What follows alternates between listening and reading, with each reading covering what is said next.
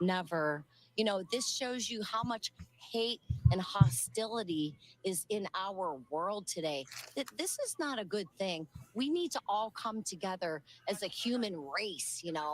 We need to help each other out. Can you describe this area, this county, this place that you and Tyler grew up? Yeah, Tyler, Rural. rural. Cows, chickens. This is farmland. This is farmland here. Butler, that's the county seat, but most of the county's probably farmland. So it's people are pretty easygoing. And Tracy, we talked about, often Trump rallies, people are coming to celebrate, to see the former president. They're coming in with a pretty excited attitude. Can you walk me through what you came in with? Guys, I just got home. I decided to go live. I'm pissed. Came in with hope and how the hell did something like this even happen? I don't care if you're Democrat or Republican.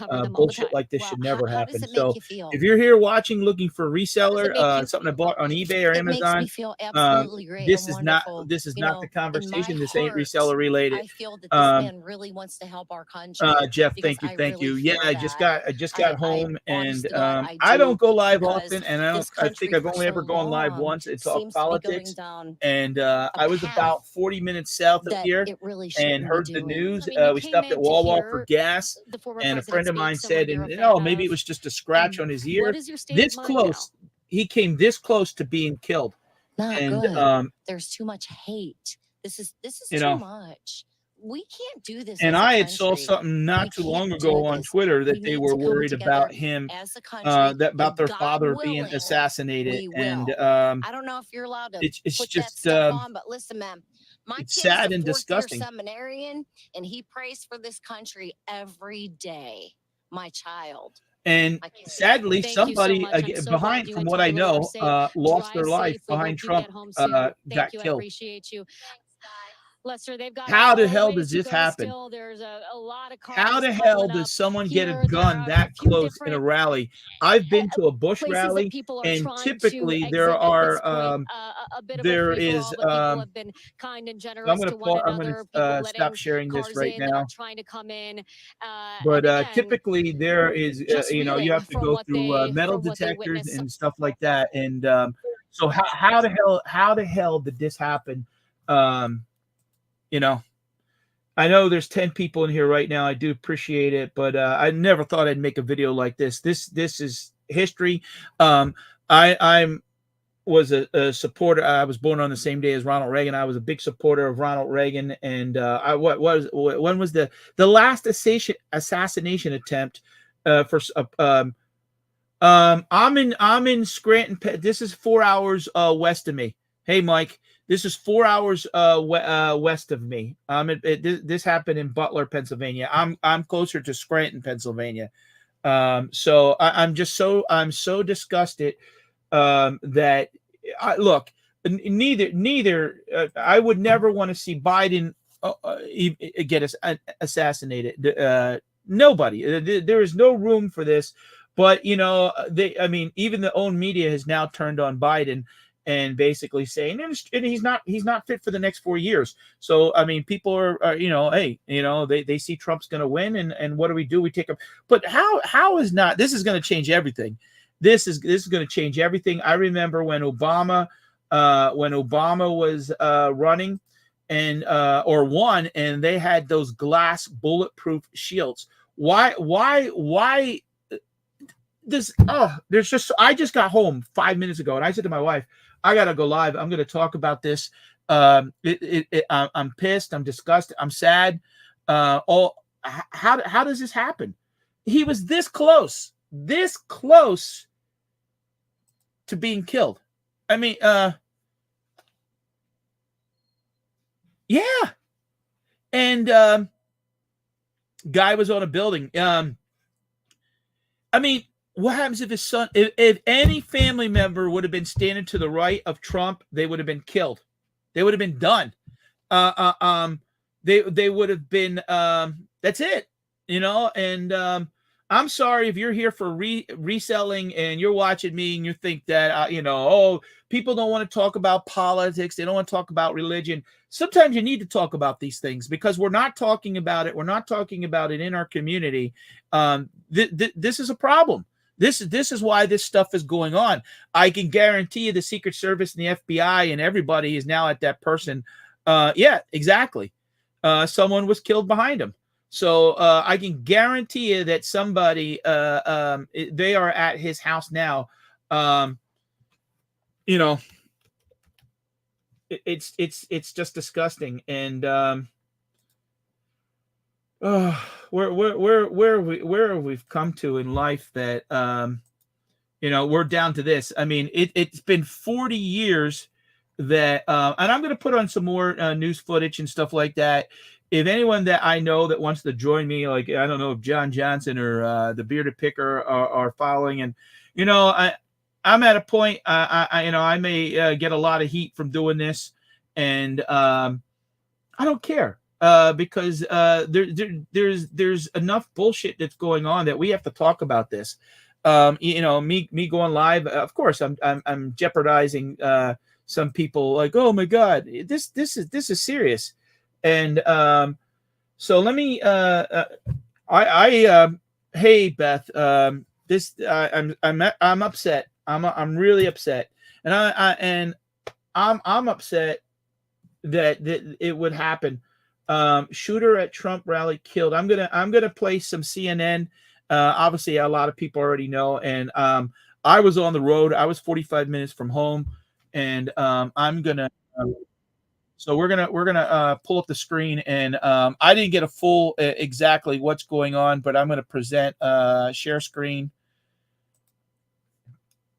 All right, yep. Let's share this screen, and let's play. And we're now told by his campaign he is in a medical facility getting treatment for what just happened. Pamela Brown is with us here in the CNN newsroom. You're getting new information. What are you learning? That's right. Agree, Mike. That he did confirm one spectator is dead, that the shooter is dead. A second spectator is in serious condition. Importantly, former President Trump is going to be okay. We know from the Trump campaign statement that he is going to be fine. The district attorney confirms that he is going to be okay.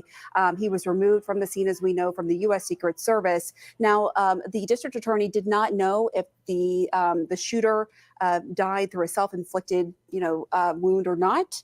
We also don't know more details about what kind of shooter this was. I think we need to be really careful until we find out more. I asked, did the shooter have a gun? Is that what you're saying? He said, I can't confirm that right now. I can't confirm anything about bullets or anything like that. So I think we need to be really careful so we get the actual confirmation of what kind of shooter this was. I the immediately Butler thought about district attorney his son Richard Barron's is been hanging out with him. If that one of one his sons spectator or is his dead, a wife second had been to the spectator is in right of serious them, condition, and the shooter anybody is dead. I standing to asked the him, right of how him did this would have been person, killed.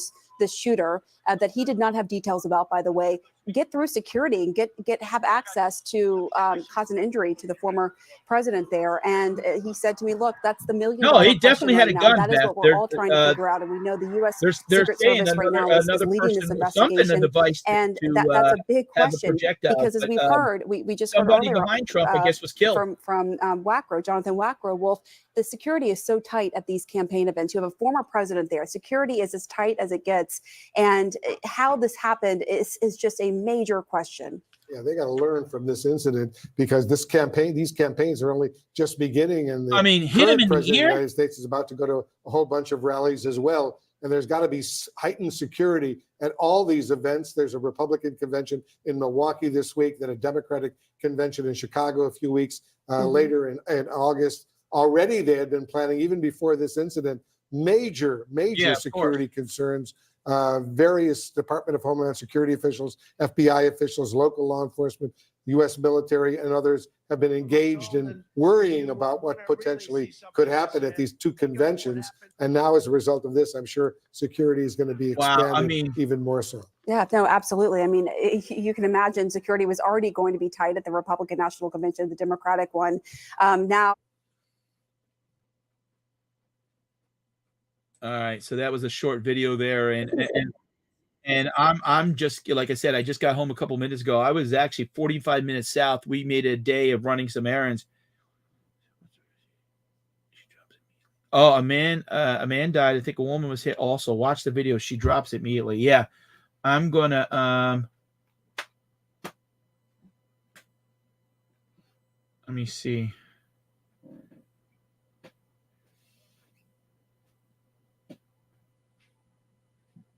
Audience member dead. Yeah. Hold on. Let me see.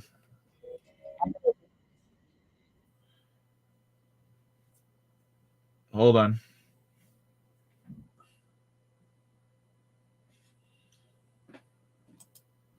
I mean, this is obviously world news.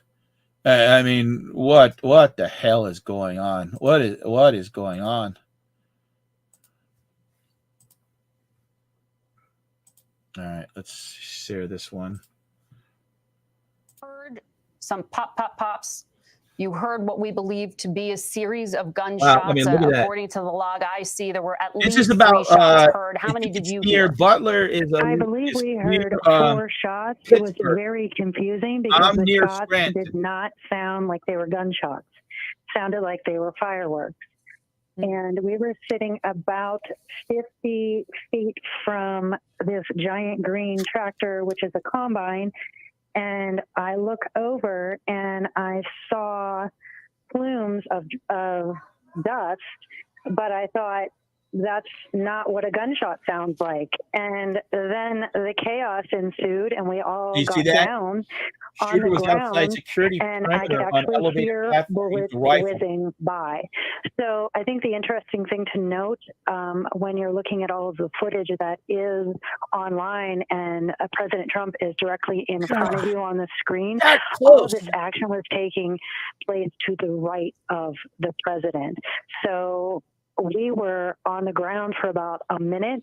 We all stood up, and that's when I posted quite a lengthy video on my Instagram that shows the exact area where we heard the gunshots coming from. Now, it's interesting to note that the gunshots obviously hit a large piece of equipment that was holding a giant speaker, and that cable snapped.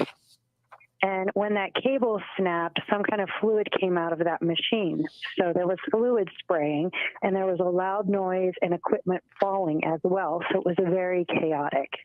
I'm sure it is. I'm looking here at our producers logging the video playback that we've been watching here that's on your screen right now. And it looks like there was about a 30-second or so difference of time between when they heard shots and when the Secret Service said shooters down.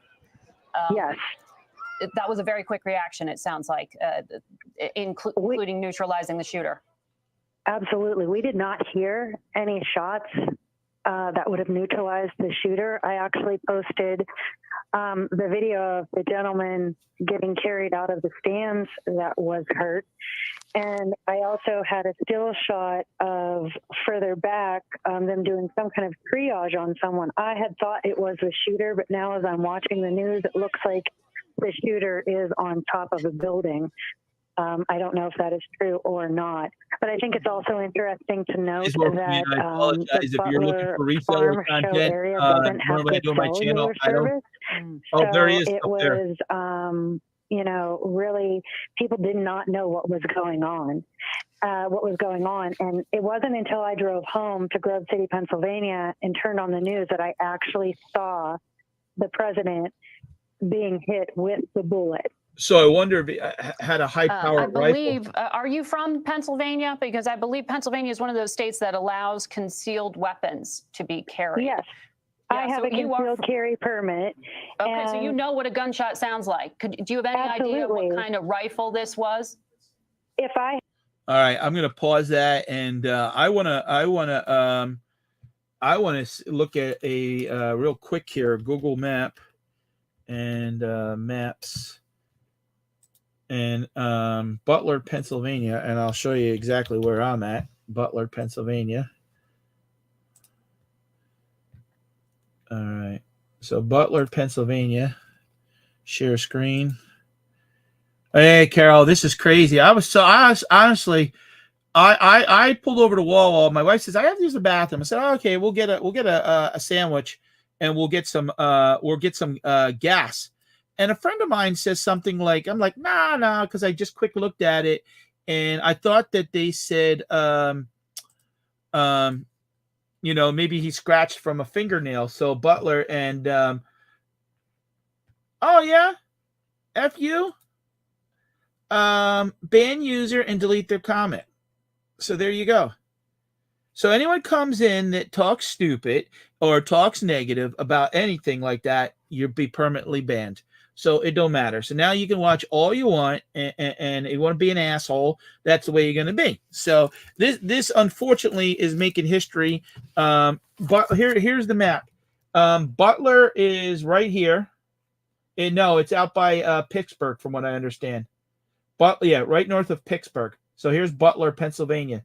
I'm out here in towards. I was actually down in Allentown today, so it's 4 hours distance, 4 hour west. So I live up here towards Scranton, and Butler's right here. So you could see it basically is 4 hours west of. Not making Pennsylvania look good. So no, Cannon. No, I agree, Carol. No, I don't. Nobody. And I mean, of course, Biden and Obama have been out making statements already. But I want to see, do we have a picture of the shooter? The picture, let me stop the screen real quick. And it just, I'm so disgusted. And, people want to, oh, we don't want to talk about politics. Get involved. Get involved. Hey, Philip, get involved, because people, it's disgusting that we're just ignoring the issues, and this world and this country is a mess right now. And I'm trying to see if anyone's released a picture yet. No, I don't see nothing yet on a Google image. But let me see if Twitter has released anything yet. I don't know if I'm logged in on my Twitter on here. Sign in. Twitter is always kind of quick to have breaking news and stuff like that. So I got to log into Twitter on here, and then I'll see if we can. Oh yeah, it was in Pennsylvania. What are you doing in Florida? All right, let me. I'm gonna. It's just disgusting, and politics has just gotten to be ugly anymore, and there's no room for it.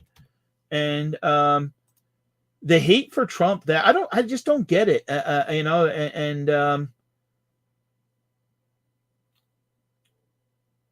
So we're gonna pull up and we only got 11 people in here right now. There's a lot of people that obviously don't want to talk. I don't care. That's the problem. Is we got to get involved in our community and get involved in what's going on, because this world's a mess. And honestly, we can't. There's no way that Joe Biden can make it 4 more years.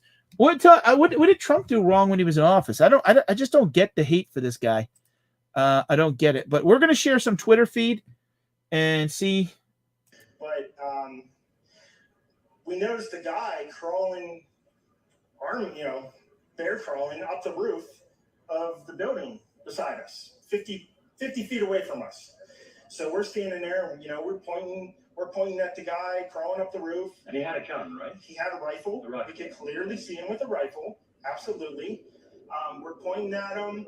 The police are down there running around on the ground. We're like, hey man, there's a guy on the roof with a rifle. And the police were like, huh, what? Like they didn't know what was going on. We're like, hey, right here on the roof, we can see him from right here. We see him. He's crawling. And next thing you know, I'm thinking to myself, I'm like, why is Trump still speaking? Why have they not pulled him off the stage? I'm standing there pointing at him for 2 or 3 minutes. Secret Service is looking at us from the top of the barn. I'm pointing at that roof, just standing there like this. And next thing you know, 5 shots rang out. So you're certain that the shots came from that guy on the roof? 100%.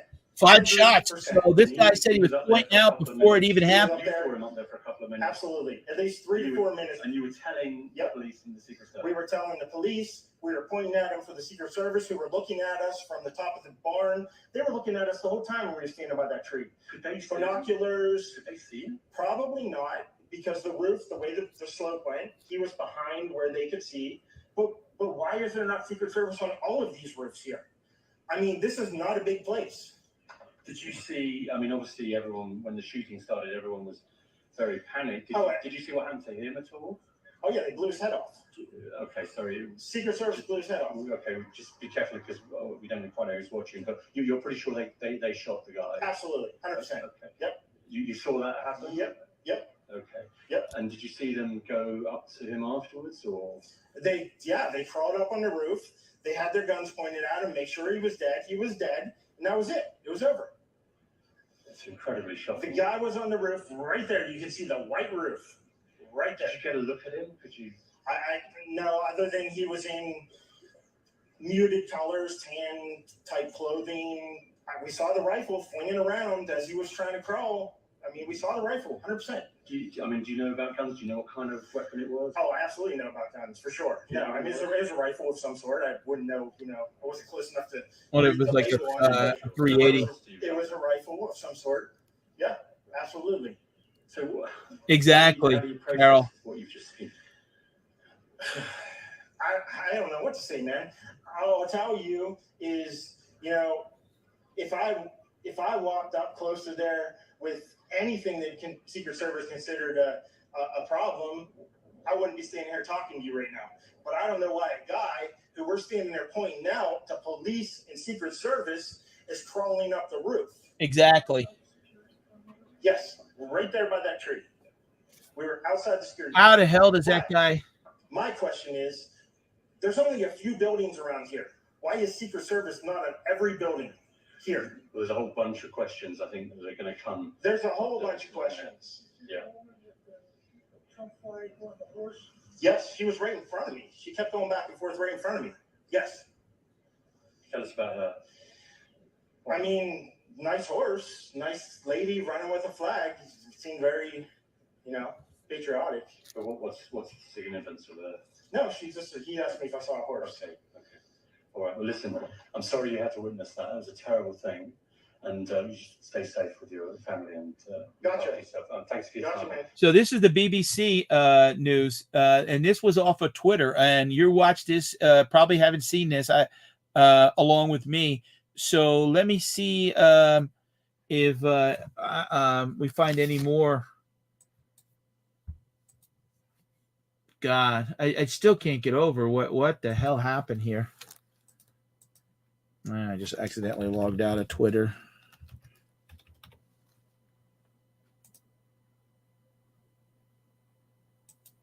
All right, it says I'm already logged in. Well, then, what a mess! What a mess! What a mess! And I remember not too long ago, probably about 2 months ago, Eric and Donald Trump Jr. had posted like they were worried about they were going to try to kill his dad, and here we are. Here we are. Twitter. I still type in Twitter. I call it Twitter. So as you can see, that one, and Elon, yeah, exactly. Oh, here, I want to show you what Elon is saying. Right here. And Elon just backed, right here. Elon, the head of Secret Service and the leader of the security detail should resign. Agree.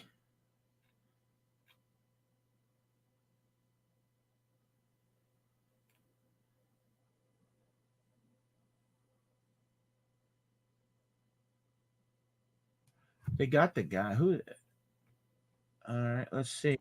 All right, here's some footage I haven't seen. Again, I just got home not too long ago, so we're gonna enlarge this, and we're gonna play this 15-second clip here for you guys. Me, as you're trying to figure out if you're okay, what's going on? Was he shot? Was he wounded? Then we heard him on the microphone, Shannon, saying, "Let me grab my shoes," as they tried to take him off. So we're just trying to figure out what happened. to me, as you're trying to figure out if you're okay, what's going on, was he shot, was he wounded? Then we heard him on the microphone, Shannon, saying, let me grab my shoes as they tried to take him off. So we're just trying to figure out what happened. All right. Well, we're not quite sure exactly who that was, but let me. Oh my God! Now, this is what they're here. I'm going to share. Look, guys. I'm going to share this with you exactly how I'm seeing the information on Twitter. They're saying right here. Breaking news: Butler police identify Donald Trump shooter as Antifa member Mark Violets. Mark Violets. But Trump, though, he gets up and pumps his fist. He's like, you bastards, you're not going to kill me. God. Is that, I want to see if Mark Violets comes up on where else. Mark Violets.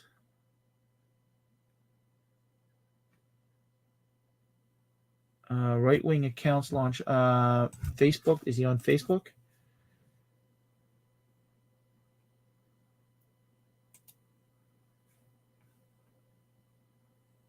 God, it's so disgusting.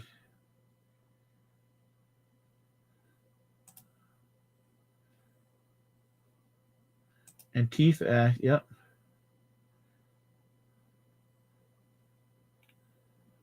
Up on that roof.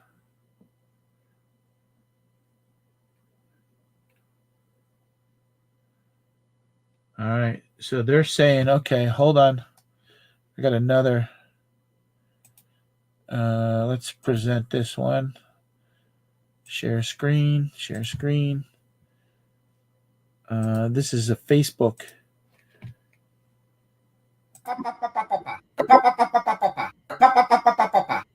So I don't know.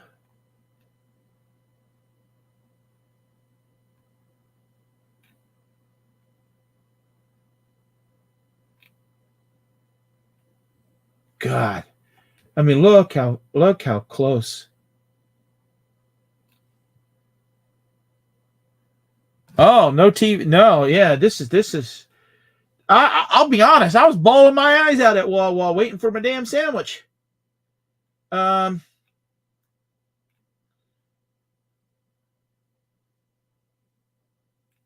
Oh, Russian channels report the shooter has been identified as Mark Violet. Before the attack, Violet uploaded a video to YouTube declaring that justice is coming. All right, let's see that. Let's see if we can find that. Mark Violet video. Let's see. Justice is coming. Let me see.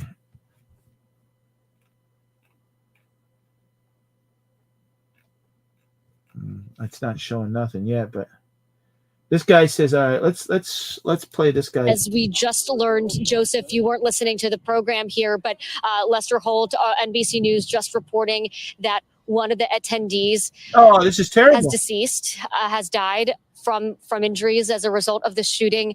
Joseph, you told me off camera exactly. that you may have witnessed this, and I'm so sorry to be talking to you in this tragic moment, but can you describe what it is that you saw? I was attending the rally. I was in the set of bleachers, the very far left of the podium where President Trump was speaking.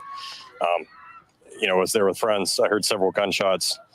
The man beside me suffered a gunshot wound to the head, was instantly killed, fell to the bottom of the bleachers. Another woman looked like she got hit in the forearm or hand. And then at that point in time, and I said, Stryker, it was rather chaotic at that point because everyone, would have been right. Half the people were looking because they thought it was fireworks. I knew it was gunshots right away. My friend, he hit the deck. I was kind of looking around just trying to see where the shots were coming from. It seemed to me like the shots were coming from behind the bleachers. It seemed to me the man got hit in the head from behind. He was killed instantly, as far as I could tell. And at that point, a state police and a SWAT team, showed started evacuating the bleachers, and then I helped carry the man out of the bleachers to a tent that was behind the bleachers. You helped carry the man yourself. What was his condition when you were carrying him? He's deceased. He died. How close were you to him? A couple yards. I mean, it wasn't very far. Did you know the man? No, that's a police ranger. They put a towel over his head and then carried him off. And you said there was another woman nearby who was also injured. Where was she in relation to him? I believe she was in the bleachers, like either behind, above me, or just to the side of him. But it seemed like she was kind of at my flank, and then she flinched, and it looked like she had taken a gunshot wound to the forearm and hand. Joseph, from where I was standing, we heard multiple gunshots, 8 to 11 shots. We've been hearing it replayed on the video here. Do you remember, can you tell, I know it was a chaotic scene, but at what point, was it immediately when you heard the gunshots that he was shot, or was it later on into the firing? The first 7, he was hit, and she was hit within the first 7 shots. I counted 7 shots. What was going through your mind? You were right there. I know it happened so quickly, but what can you tell us about those moments? First, I was in shock because I know what gunshots sound like, so I knew they were gunshots. I couldn't tell from where they were coming from. And when I noticed someone got hit, then I noticed, well, it seemed like they were coming from behind me, and it just was pandemonium. And then I heard some more shots, and I couldn't quite tell where they were coming from. But I counted the first 7; they were very loud, and very close, and it killed one man and wounded another woman. And Joseph, you told me that you're a doctor, you're an OBGYN.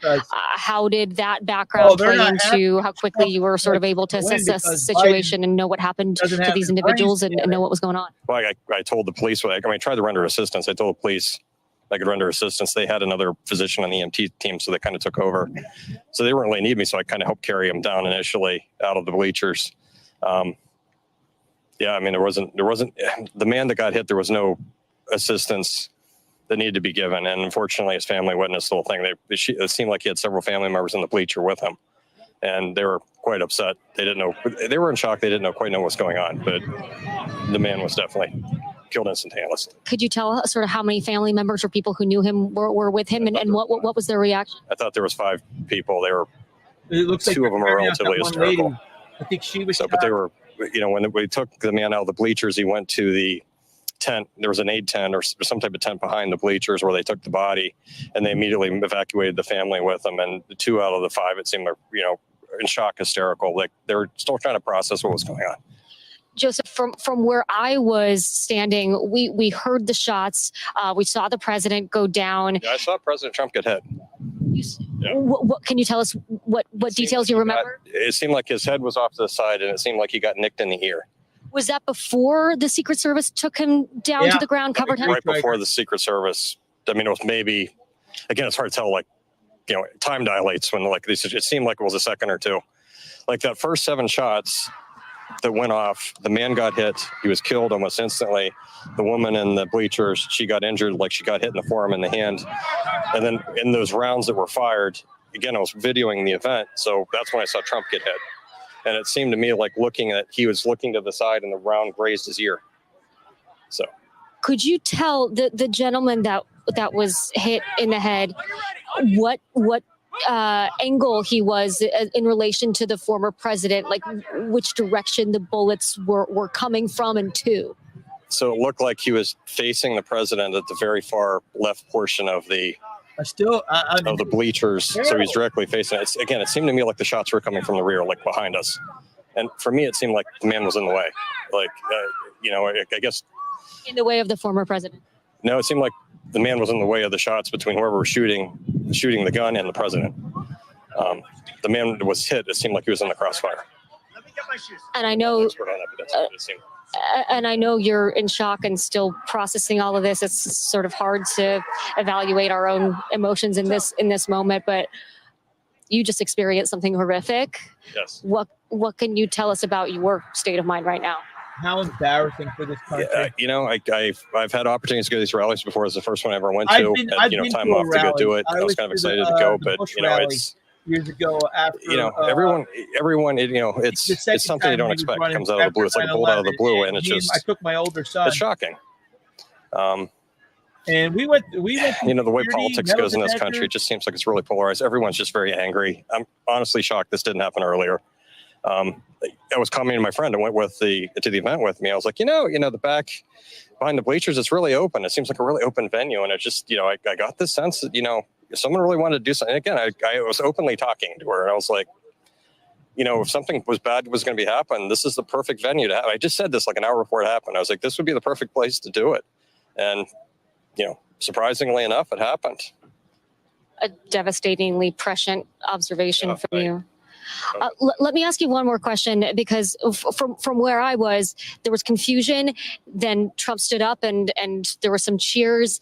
And then people sort of remained, those that weren't in sort of the immediate zone where you were, people were still sort of cheering, talking, trying to figure out what was going on.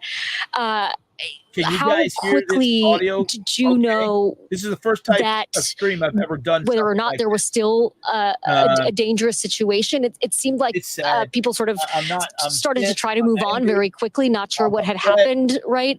So how soon did you know whether or not it was even safe? Did you want to get out of there? What did you witness in sort of the immediate aftermath once the shots stopped? Well, see, back to the shops went off, everyone thought it was a prank. Everyone, I think, got a sense, like when I looked out into the crowd, everyone thought, I think the initial reaction, everyone thought it was a prank. I knew better it was a gunshot because I just saw a guy got hit. And it did. For those of us that didn't see, it's some people started laughing, some people were confused. It wasn't immediately clear to the crowd that didn't witness what you witnessed, that this was in fact a dangerous and deadly situation.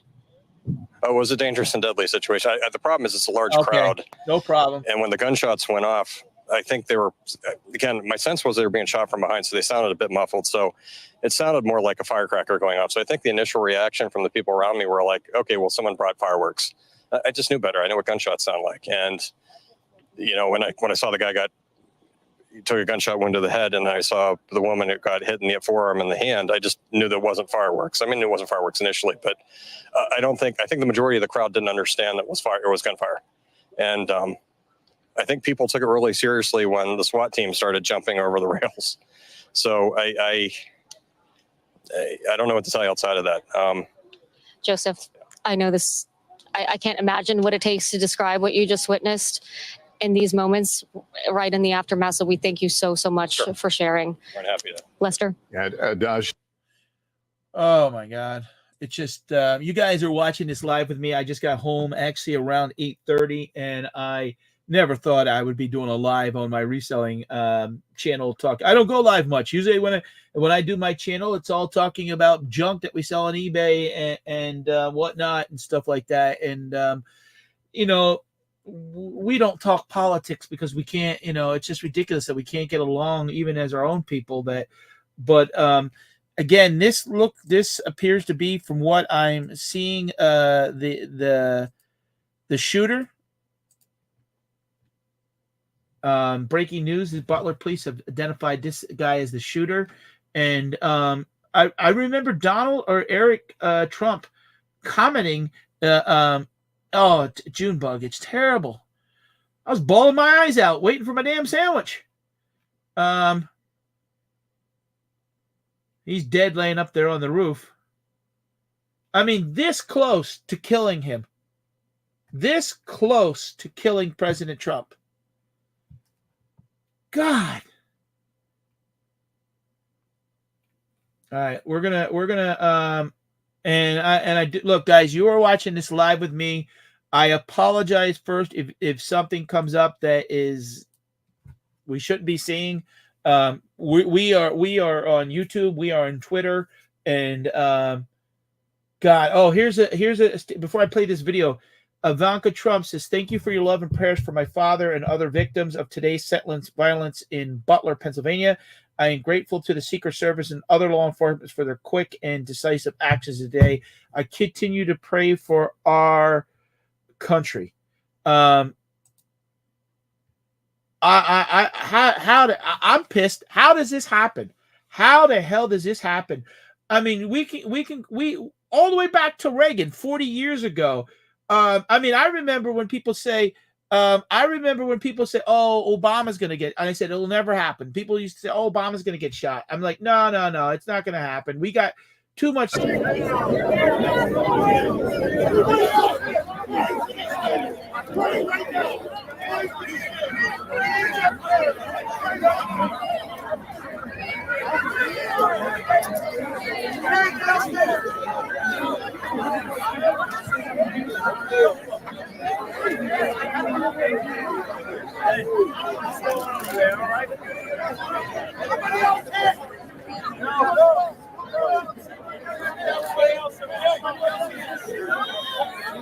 Are you guys okay? Everybody down!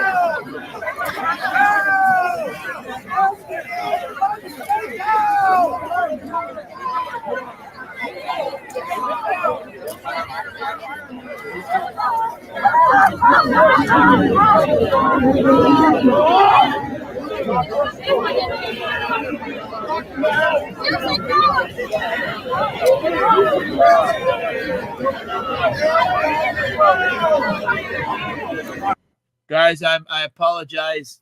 I watched this live with you. Apparently, that's the guy that got shot in the head, and they threw a towel over him and carry him out. I'm sorry that you guys had to see that. You saw it the first time. If you didn't see it, I'm sorry. I'm yeah.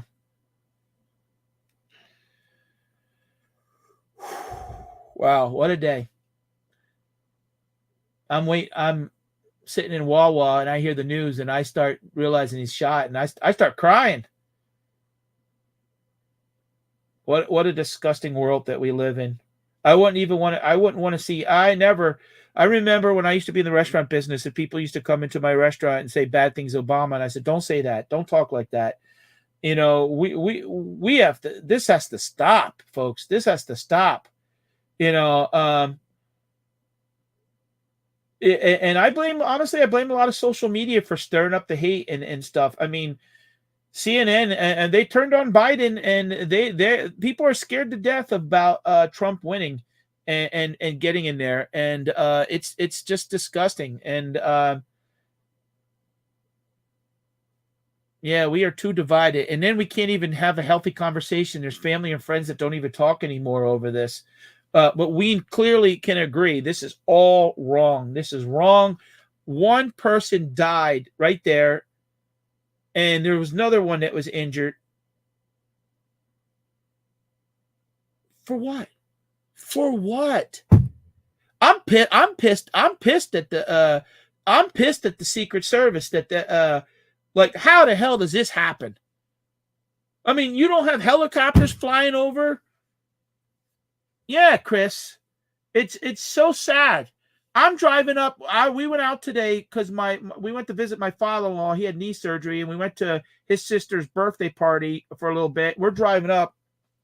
My wife says, "Oh, you want to stop and use the bathroom at Wawa?" I'm like, "All right." A friend texts me, and he says, "Oh," and I'm like, "Oh." They said, "No, maybe he just, like, okay, it was a fake, and no, and I'm like, "Oh my God, I can't believe this," and this is just terrible. So I'm going to continue playing this. I do apologize for. I'm sorry.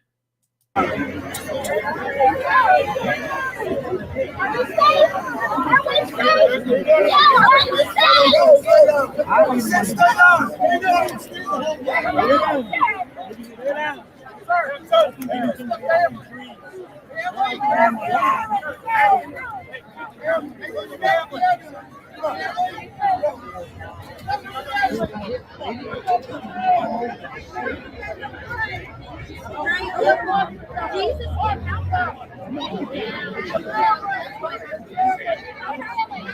Lucy, I went, and I'm going to put a banner across.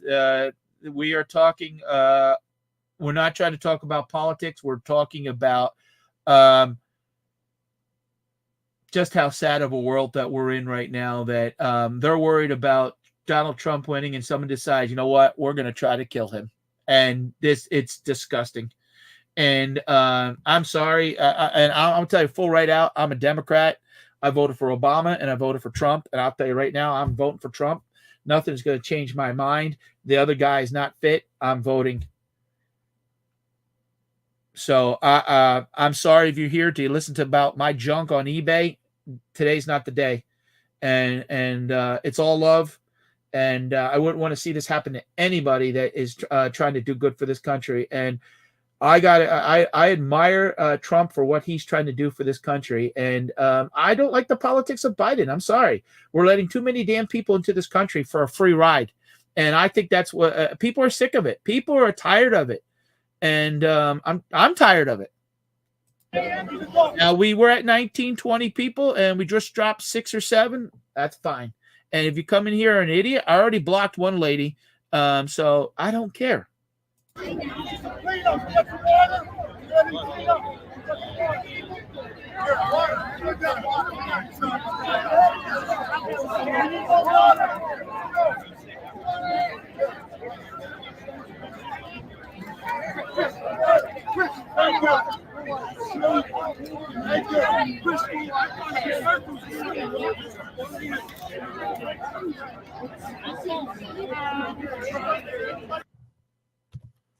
All right. So I'm gonna put that. Let me see. Yeah, we're gonna put that on the bottom.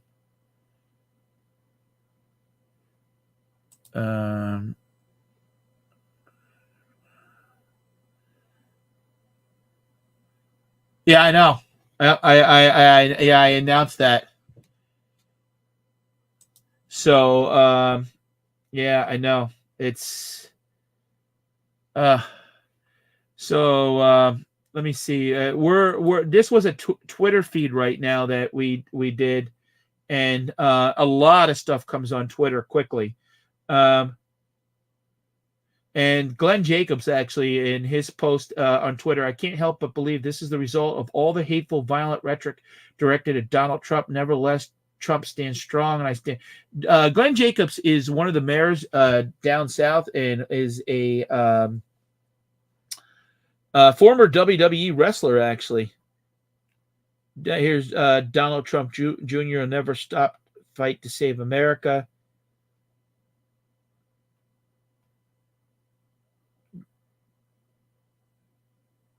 All right, here's a doctor. We're gonna play this doctor and see what he has to say. So we have footage that really is only Twitter exclusive, and a lot of this won't be on from CNN or NBC or ABC. Patdees is not the news channel, but this is more important than talking about reselling.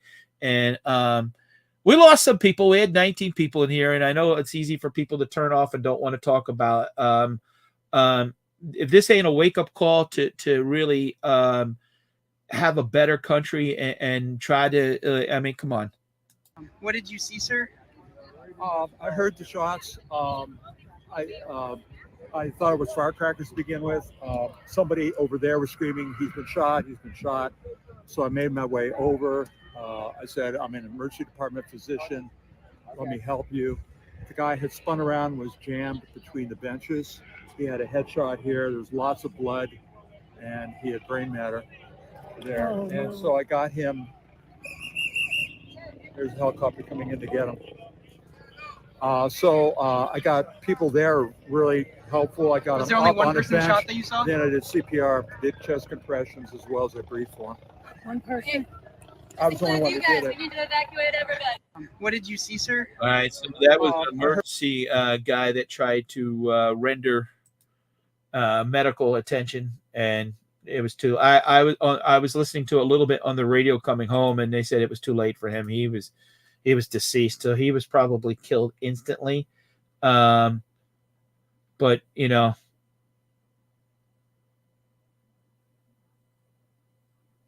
There was an apparent attempt on Dawn, and there was radio silence for an hour and a half, even though it wasn't even 10 p.m. Yep. They're basically talking about how no one addressed it. There's the guy laying up on the roof. Exactly. And Elon Musk, here's Elon Musk saying the same thing. Somebody really dropped the damn ball. Look at this. You can see the guy there. I think they hit him because the guy looks dead. He's dead. He got shot. Lá em cima, né? So that was the line of sight. Like, We can see the guy there. exactly. I agree, T. So we are showing exclusive. I have a Twitter account, or X now, and Elon is just, and I'll tell you what, I made this my profile picture on Facebook, and oh man, that's that son of a bitch, Trump. He gets up there and he's holding his hand up there as to say he's fighting. I mean, this guy doesn't need the job. I love when people are so misinformed. Oh, he's in there because he wants. This guy lost more friends and more friends and more money than any other political person in the world of the United States. That's right. So this is the asshole who, and that's where, you know, somebody else lost their life because of this asshole.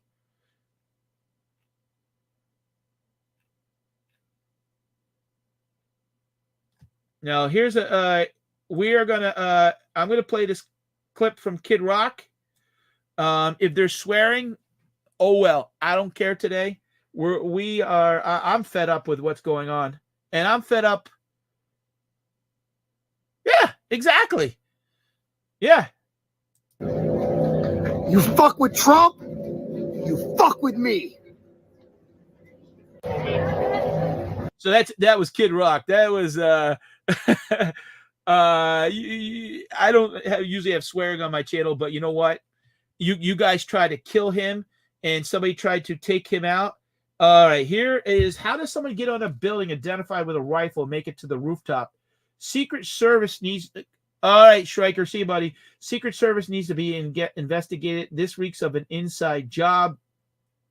The head of Secret Service must. This is not an isolated incident. You can't just get into a Trump rally. So here's a picture.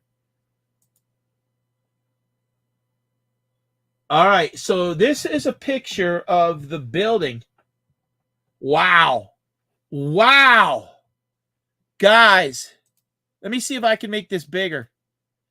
Here's a picture of where the shooter was, and here's the stage. That close. Why again, I know, but it doesn't make sense. You have a building this close, and nobody's up. Nobody's like, oh, a guy can walk with a rifle up on top of this, and here's the stage, and shooting to the right, and you don't have no. I mean, what would you guess how close that is? Exactly, Schreiker. That is not a long shot. I mean, looking at that,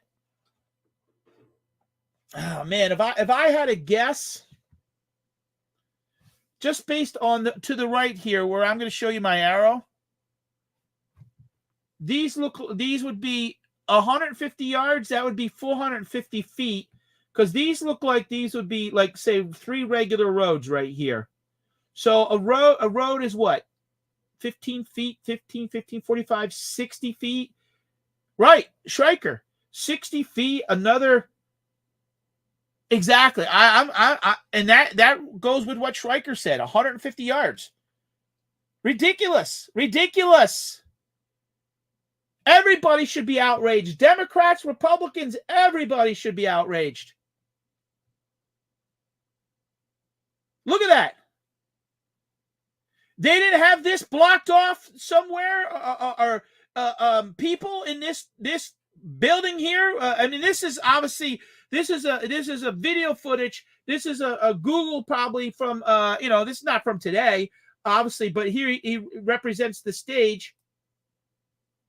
And there they got up there and obviously killed the guy. Oh, too late now because somebody else died.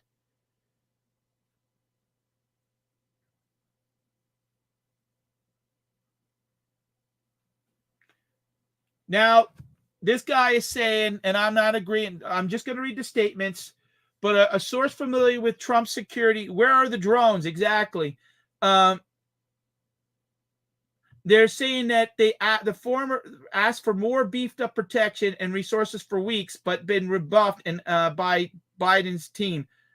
DHS, which oversees Secret Service protection detail, wasn't responsive to those requests.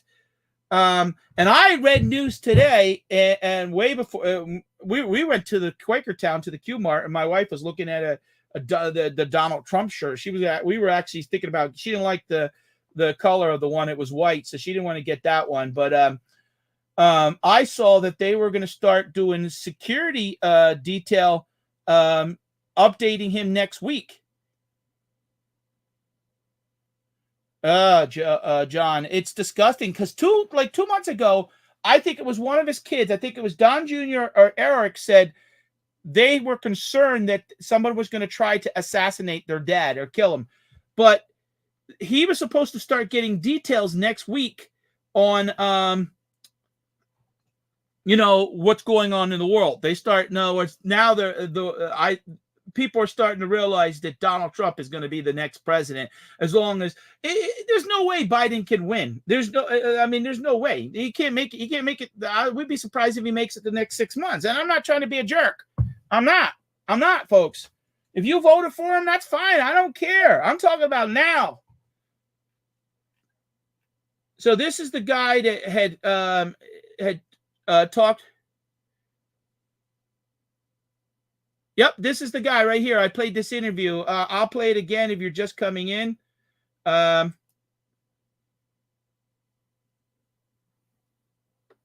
this was the guy right here. I played it a little earlier, and yeah, this was the guy right here. Oh, right here. So we're gonna play that again. But you were just outside. Tell us what you saw. So we had a party here all day. You can see behind us at the Brinkles Farming Greenhouse here. We had a party, and we all decided, hey, when we hear Trump up there, we're going to walk up through the field, stand by the trees up there under the shade, I need to talk about and listen to the rally. Right? We couldn't see him, but we could hear him. So we walked up, and probably 5 to 7 minutes of Trump speaking. I'm estimating here. I have no idea. But we noticed a guy crawling,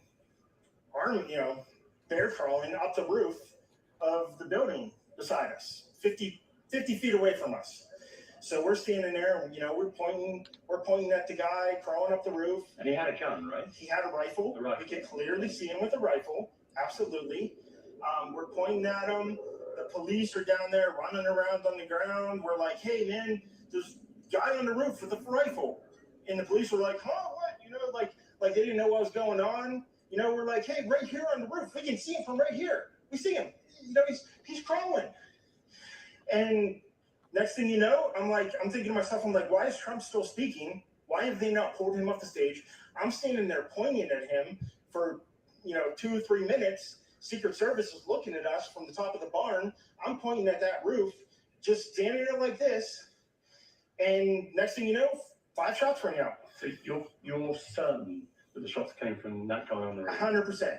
100%. And he was up there for a couple of minutes. He was up there. You saw him up there for a couple of minutes. Absolutely. At least 3 to 4 minutes. And you were telling the police and the Secret Service? We were telling the police. We were pointing at them for the Secret Service, who were looking at us from the top of the barn. They were looking at us the whole time when we were standing by that tree. Could they see binoculars? Could they see him? Probably not, because the roof, the way the slope went, he was behind. Guys, this is exclusive footage from Twitter. This was the BBC News. So I'm finding interviews with people that were on the ground when they're.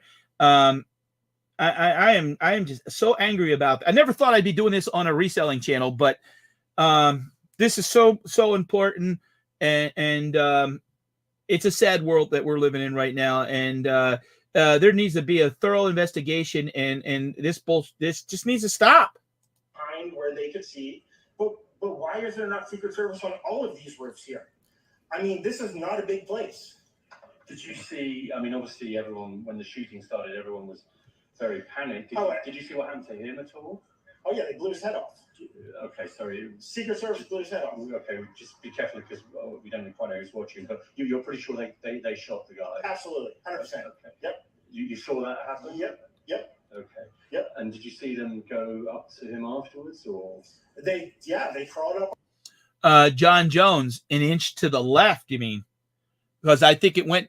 Oh, Oh no, maybe you're right, because the angle that it was coming to, an inch to the right. The sad part is, how many times do you see rallies that, I mean, lately his son Barron's been hanging out with him, his kids have been hanging out with him. Someone else, his son could have been shot and killed. Unfortunately, an innocent bystander. Oh, I know.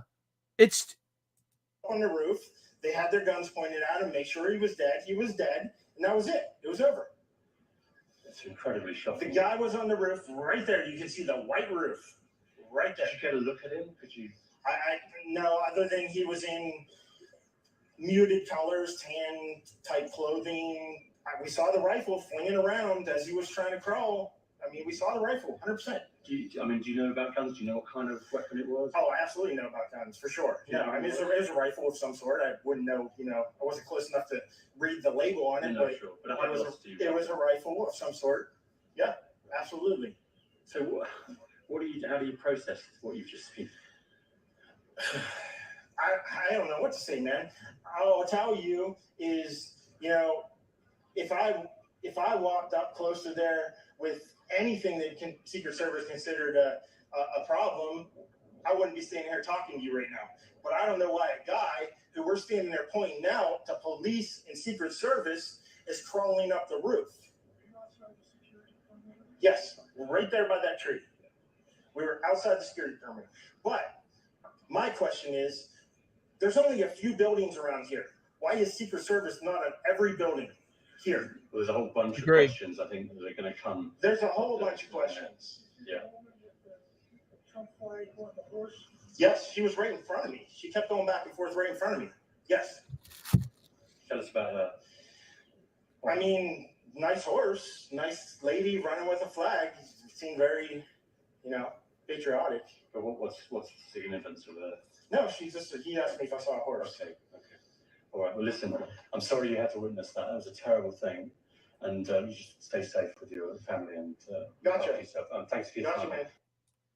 Oh yeah, there's going to be so many stories to be told. There was, honestly, these rallies get thousands and thousands of people there. So, guys, thanks for being here. I do appreciate it. I probably lost a couple subscribers already. Why? I don't know. Elon Musk. So before she was put in charge of protecting the president, she was guarding bags of Cheetos. Kimberly Chittel, are you still subbed? I think I might have lost 4 subscribers. I just looked at it now. But you know what? I don't care. I mean, this is just so disgusting. All right, so we are going to play. We are finding clips because we're finding camera angles from everybody, and well, guys, this is the truth. If this happened to Biden, I'd be here too, and I mean that. I absolutely mean that. I don't want to see. I stuck up for Obama when people would be racist and make comments in my restaurant, and this is not right. This has got to stop. One innocent guy who went there to support Trump. I mean, imagine how there's. I don't get it. I don't get it. We know he probably, honestly. We know he probably 15, 16 years ago fooled around with that. I don't care. All right, no problem, Beth. And I'm sorry if you didn't like the conversation. I apologize, but we have to be better people. All right, let me play this clip. It's 33 seconds, the motorcade.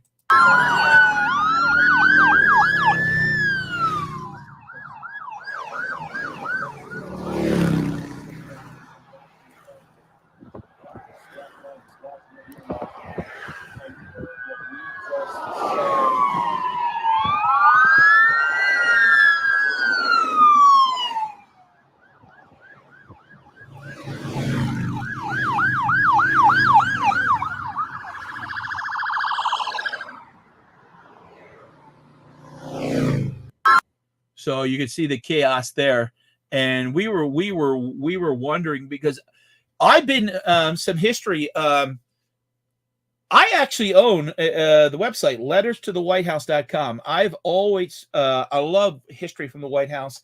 I share the same birthday, February 6th, as Ronald Reagan.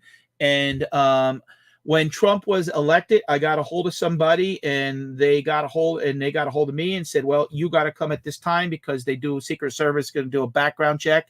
And we went to the White House January. Trump was there. We were there in March, and it was just a great honor to be able to go to the White House. And I was just so happy that he won, and really with what was going on.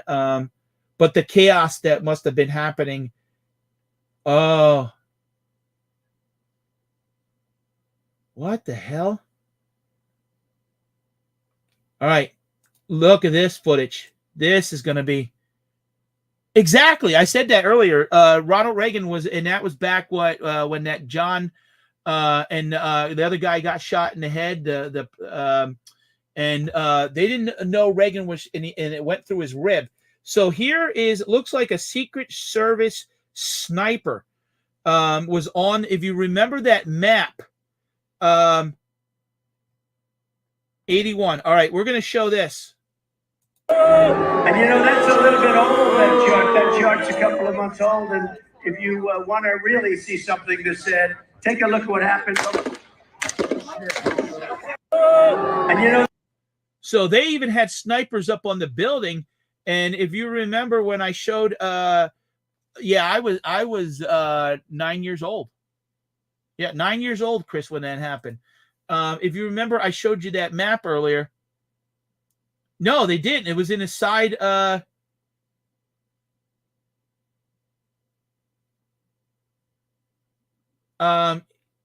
It was in a side rib. So, all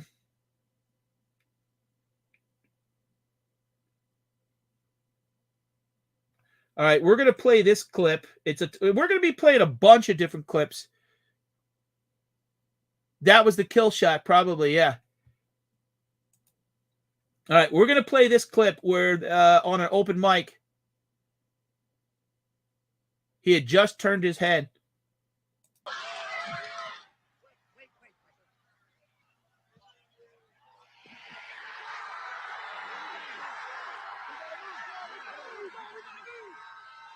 Oh, my God. He says, wait.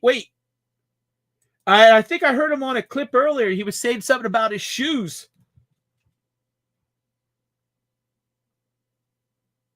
Yeah, Elon Musk is saying extreme incompetence of deliberate. Either way, the Secret Service leadership must resign, and they're now they're carrying it. Some people are confused. They're carrying that dead guy out. That's the guy that took. Looks like he probably he took Trump's bullets. Wow, there's rumors that he may be at. Wait a minute. We're going to play this.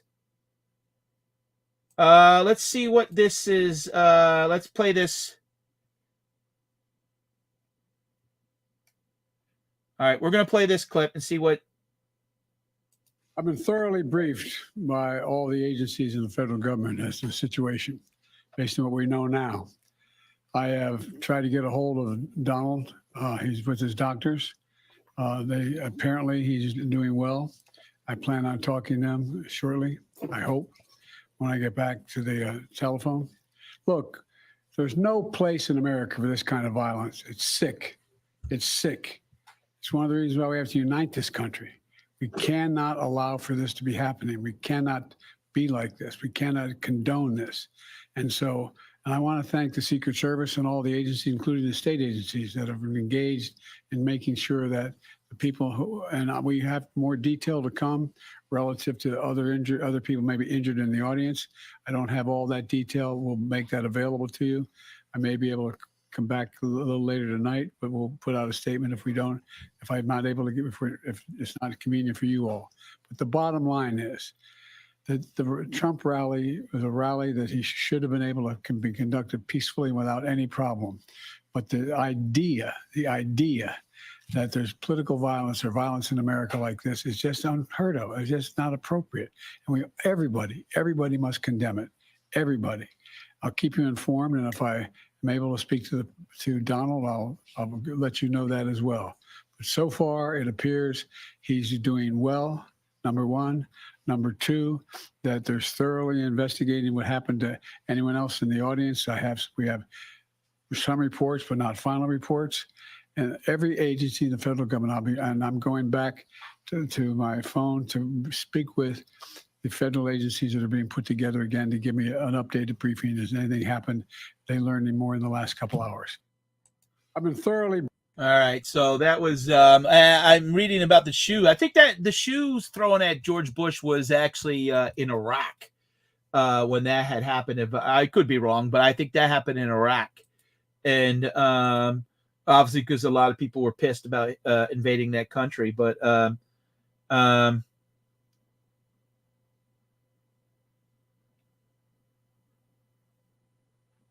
so we are fine. Oh my God, yeah.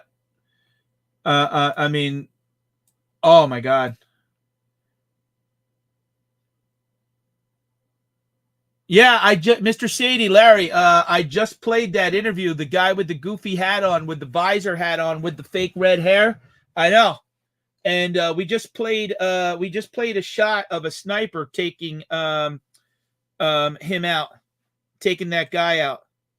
So yeah, we're gonna play this. I mean, and I'm angry and sad at the same time. And I got home and I said, does any know what time it actually happened? And, you know, it's funny that just ran through my head. I don't know.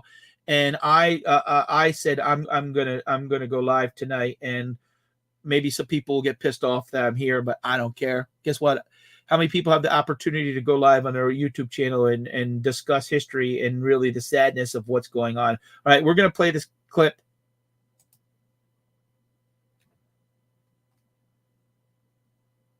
There's no audio pairs on this one. But right there, he throws his arm up. He throws his arm up there like he felt. I mean, 6:15 p.m. I was at. Let me look at my text when I got the text. 6:15 p.m. And this is I'm from Pennsylvania. If you guys are watching, yeah, I got notified at 7:30. Or no. When did I get notified? No, 7 o'clock. 7 o'clock. 7:03. A friend of mine, and I started watching some video, looking for, and I just couldn't believe it. I wanted to get up in the middle of. I started talking to two people, and here, Larry, I'm going to play this again. Here is the sniper, we think, and Chris agrees. All right, hold on. And you know, that's a little bit old, that chart. That chart's a couple of months old. And if you want to really see something that said, take a look at what happened. So the one guy, which kind of makes sense, someone said there was 5 shots. It kind of makes sense. Maybe then someone said there was 7 shots. So maybe the 2 shots were our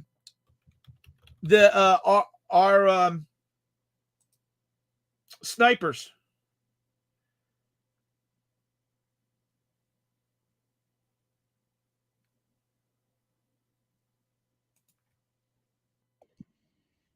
All right, hold on. Let me see if this is the one that you're talking about.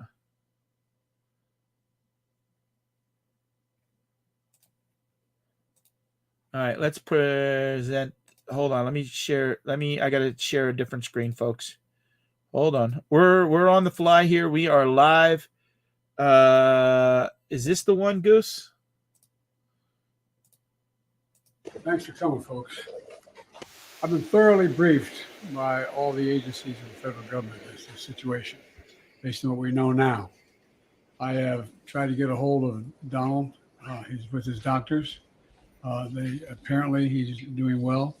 I plan on talking to him shortly, I hope, when I get back to the telephone. Look, There's no place in America for this kind of violence. It's sick. It's sick. It's one of the reasons why we have to unite this country. All right, that seems like the same video earlier. You're talking. It sounds like you're talking about a different one. Let me see. All right, let me see if I can find that one. Goose, Biden just put out a new video on White House channel. White House on YouTube. Hold on. Let me see. What does YouTube have a? Yeah. All right. Hold on.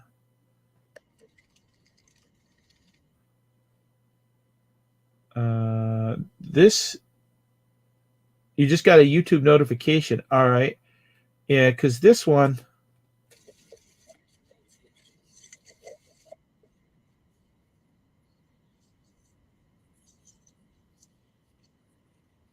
All right, that's the one that's the say. I put in the White House channel. I'm really finding a lot of interesting videos on Twitter.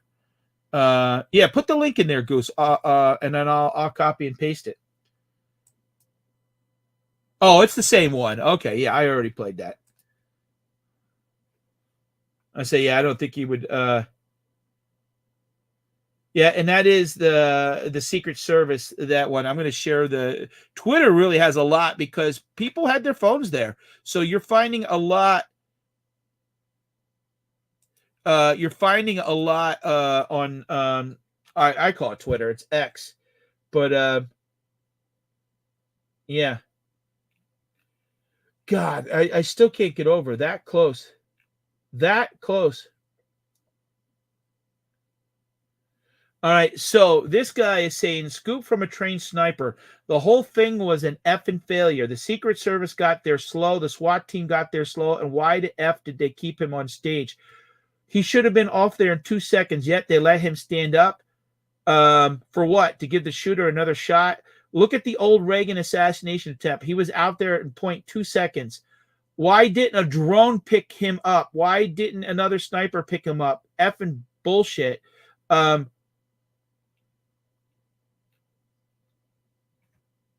Yeah, there's going to be a lot of questions.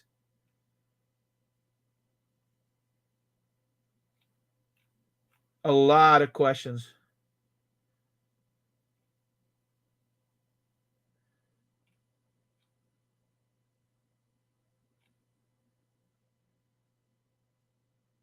All right, let's see.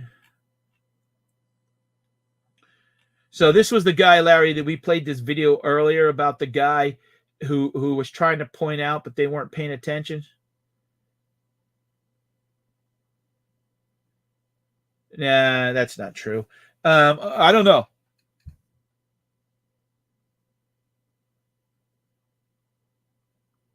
Okay. This one is saying Trump just started wearing a bulletproof vest advised by security. It saved his life. It's saying that he took a shot. Now, this is just speculation. We don't know. Saying he took a shot to the chest. That who knows? Of course, you're going to get a lot of people that are going to just, and yep. So we are showing this stuff the same as you are, and so we're seeing what any Elon has even thrown his support behind him. All right, so here we're going to play this one. This is them, the motorcade leaving the hospital.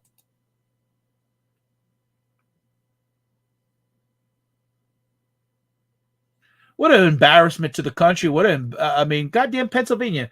I was watching Scott the Bearded Picker last night, and he was kind of blaming Pennsylvania for Trump losing before. And my home state here, I wonder where this idiot that drove in. Yeah, I agree. I said that as soon as I saw that, I said, nah, I don't believe that. because he would have been like, oh my God. Because even if wearing a bulletproof jacket, that would have hurt like hell getting hit in the chest by that.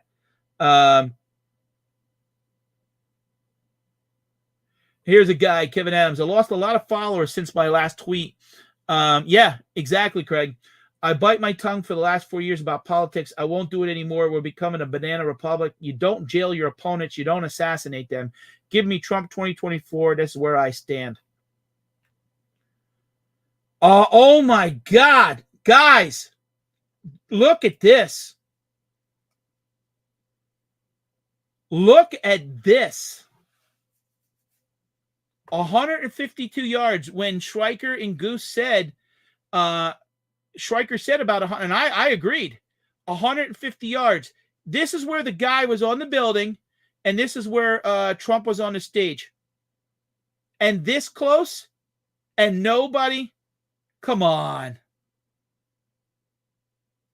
450 feet, exactly. That's nothing. 450 feet is nothing. My driveway is about 200 feet. It's only the length of my drive, and you know, a good 380 gun easily. With all these buildings, like, come on. So the sniper must have been up here on this roof, but they don't have nobody over there. Like, it's just, I can't get over it. Yeah.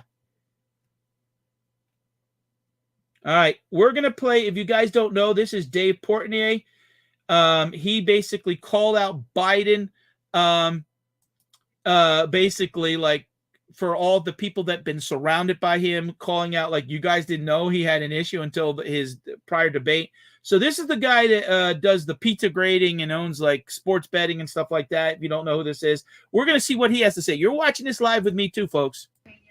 All right. So I was on plane when this assassination attempt happened. Absolutely insane. One of the craziest things in our lifetime, and will live on forever. I think the election's over. Trump's going to win. Not more importantly, but in this country, the hate, the division, all of it, this is how you get to this point. It's insane. And to that point, where is Joe Biden? Like, we're saying less division. Joe Biden tweets his intern, whoever, 3,000 times during the debate. He's always tweeting Gavin. He's the president of the United States, a former president. The guy's going to run against for president. Just got his ears shot off in an assassination attempt.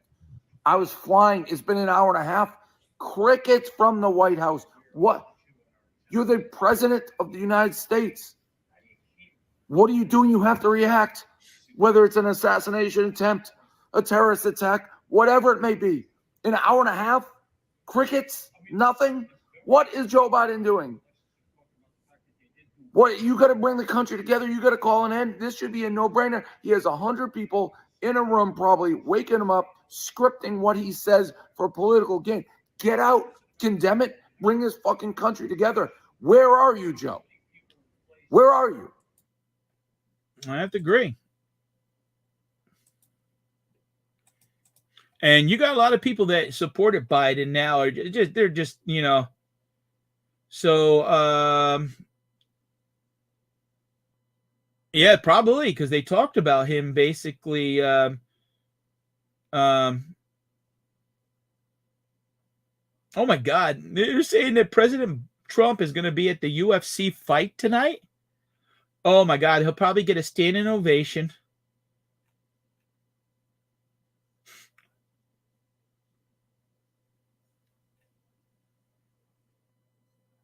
All right, let's see.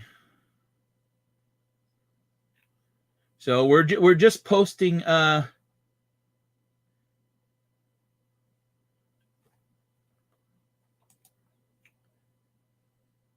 less 0. Yeah, it comes out he was 400. He was in church. Well, yeah, but I mean, I think even the Democrats are going to stand up and give him a standing ovation.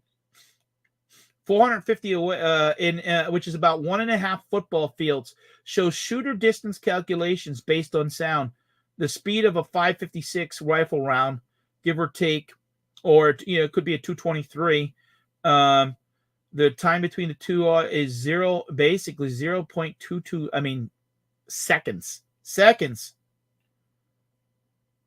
Yep, exactly. And why weren't they covering the roof?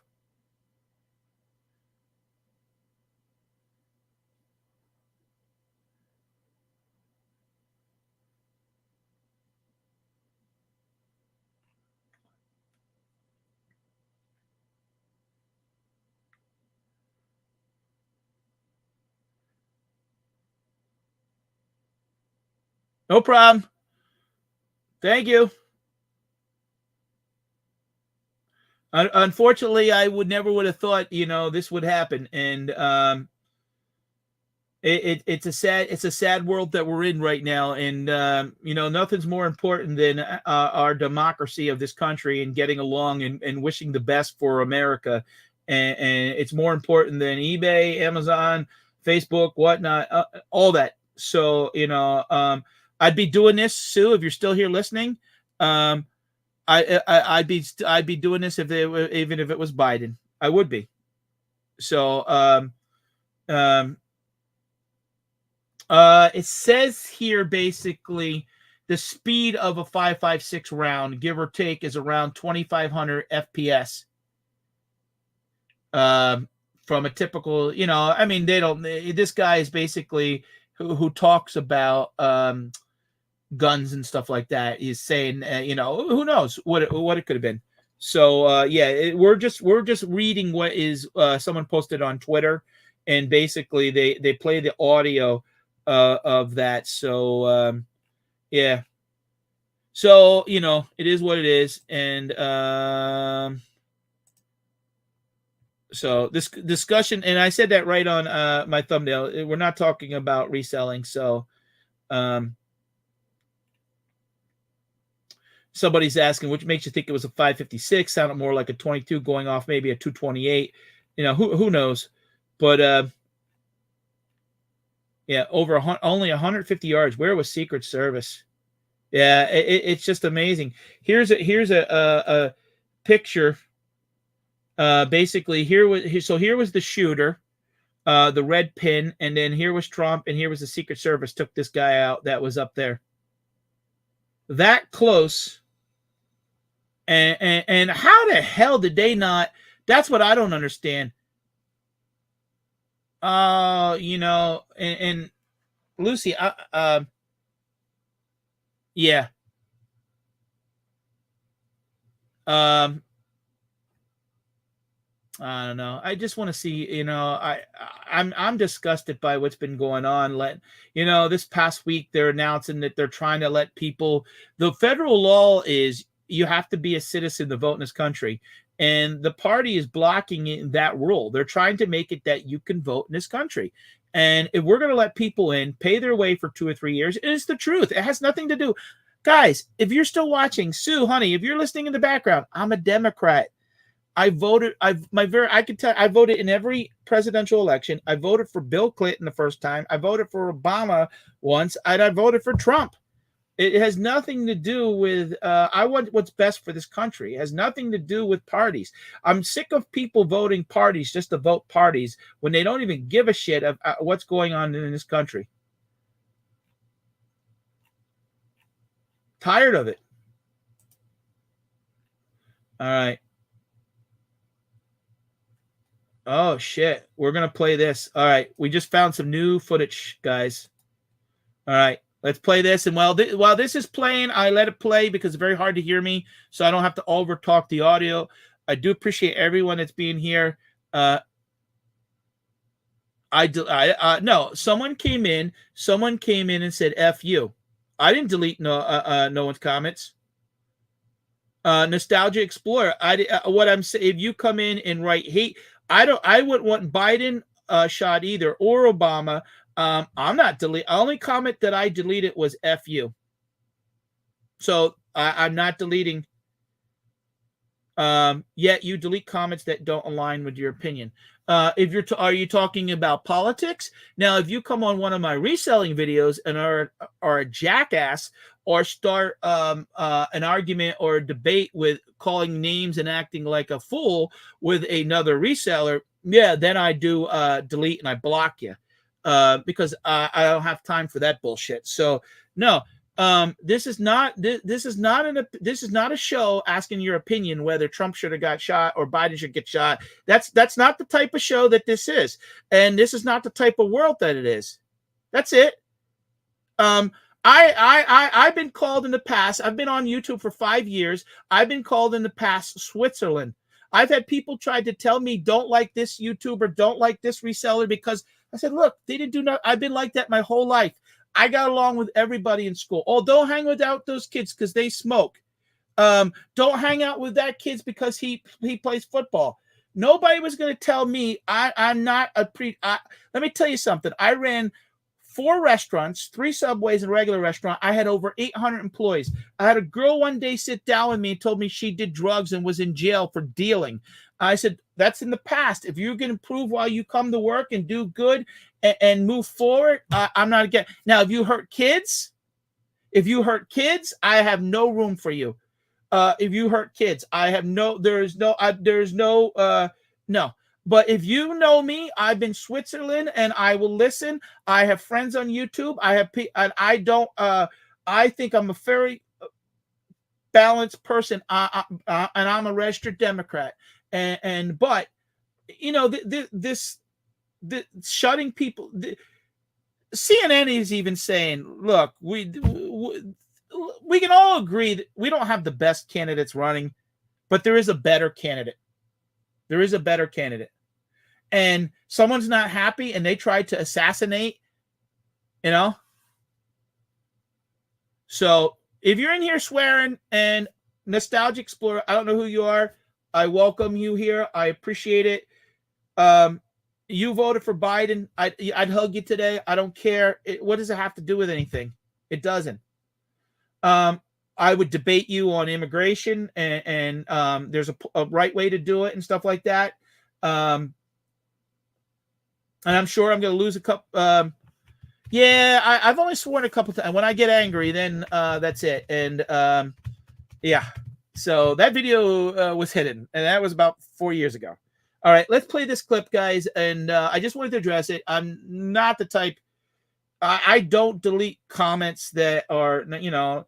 I've had people call me stupid. I don't know how to resell. I didn't delete that comment. You know, I mean, when you're a jackass, then I'll delete it. So your opinion is welcome, as long as it's not to the point that it stirs hate or insults other people that are on here. So thank you for being here and thank you for listening. Let's play this clip and thank you.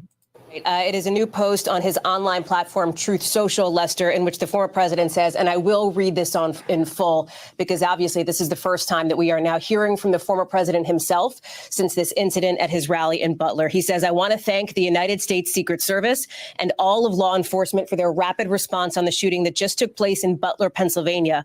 Most importantly, the former president continues, I want to extend my condolences to the family of the person at the rally who was killed, and also to the family of another person that was badly injured. He goes on to say, it is incredible that such an act can take place in our country. He also adds, nothing is known at this time about the shooter who is now dead. The former president says he was shot with a bullet that pierced the upper part of my right ear. You're looking at that online post now. So he is confirming, he says that he was shot with a bullet that pierced the upper part of his right ear. He says, I knew immediately that something was wrong and that I heard a whizzing sound, shots, and immediately felt the bullet ripping through the skin. Much bleeding took place, so I realized then what was happening. And he ends this post by saying, God bless America. So, Lester, some significant questions that are being answered now from the former president here as to what happened, as to how he's doing, as to his state of mind. And again, significant in that he is describing in rather vivid detail the moment when he says that bullet went through his ear. He heard the whizzing sound. You're seeing some of these images now, including some that are being circulated by his allies with the former president, his fist raised in the air. He said he felt the bullet ripping through the skin with a lot of bleeding taking place. What we don't know now is where the former president, is headed next. We understand that he is obviously getting treated at that local medical facility. We know from his son, and I will tell you from other sources that I've spoken with, that he appears to be in good spirits. That is what folks are being told, and that his son, who has spoken with him directly, says it is. I mean, when you see that his ear, his ear. Yeah, this ear right here. I mean, I'm not a real religious person, but Lucy, I don't know. Let me see what else I can find, and I'm gonna see. We do have filters, in other words, for bad words. We don't want people to come on and sabotage the channel and you know. So let's play the what the Secret Service said real quick and see. Hold on. But I mean, we don't want people to where you can't even sit here and enjoy it.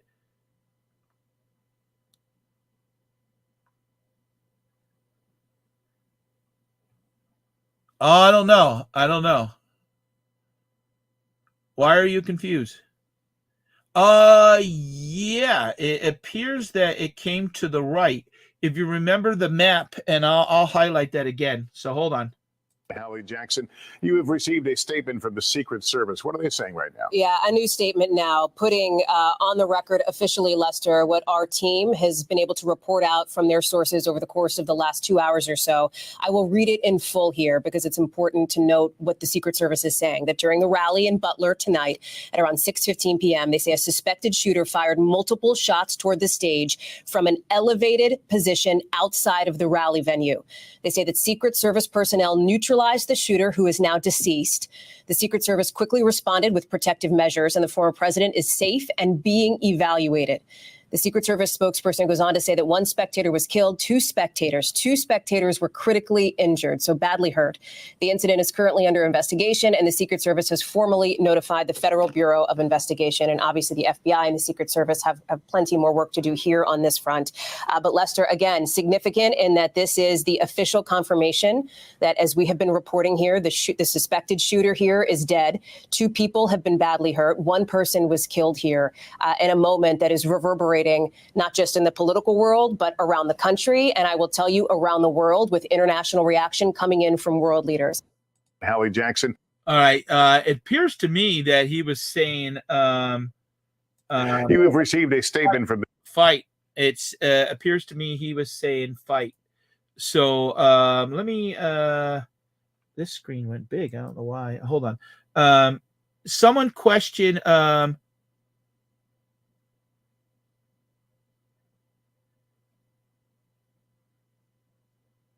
I agree, Mr. Sadie. When I actually had my Subway, I remember it happened on a Tuesday, 9/11, and we had just got our Subway in June, and we thought, oh my God, are we going into World War III? And I said, well, we got to do something. We sold cookies, a dozen for $5, and we donated over thousands of dollars to 3 causes. One was like American Red Cross and 2 other campaigns. Well, I don't know, because I mean, he got hit in the ear, and he might have been looking over at the teleprompter and something. If he was shot behind, his ear would have been sticking out like this. I think he was over to the right like this, and he happened to go, and it just grazed him. I mean, he was that close to. Look like freaking. Like, it almost looks like he sort of has a bullet hole in his ear. Let me see if I could find. Yeah, here we're going to show this map again. And guys, we weren't there, and there, people that were there don't know what the hell's going on, because they obviously should have done a better job. So here is where the shooter was, and here's where Trump was. So Trump was looking out to the field, and so the guy that was they had the bleachers set up here, right here. They would right here where I'm moving my arrow. Oh, okay. Yeah, I thought it looked like a hole. So I mean, who knows? But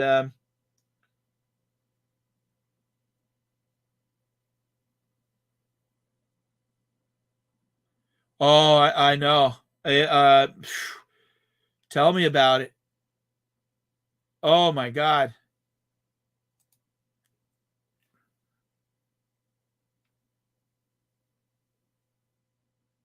He's going to be at the UFC tonight.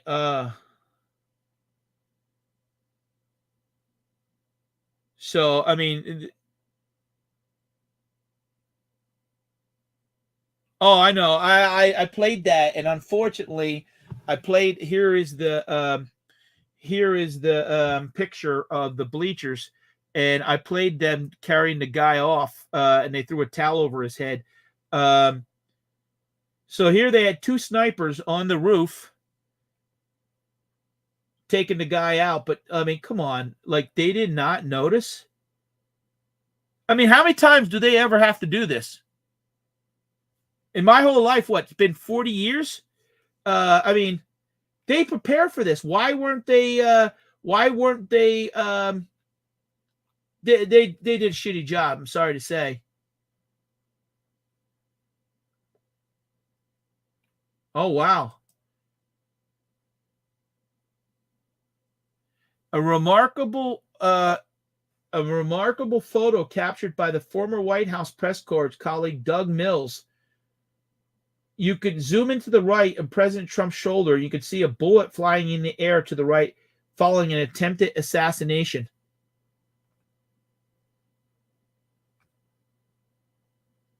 Right there. See it?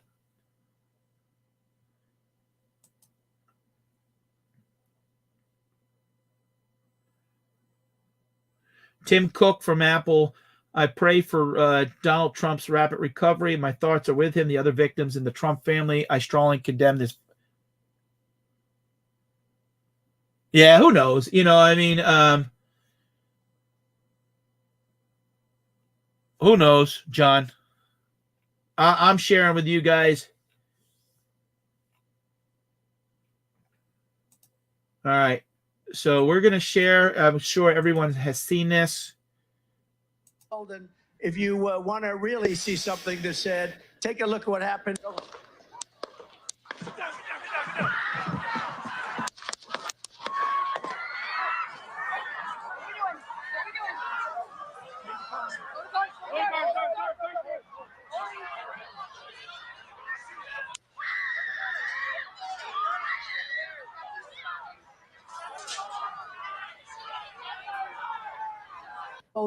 If you want to really see something that said, take a look at what happened.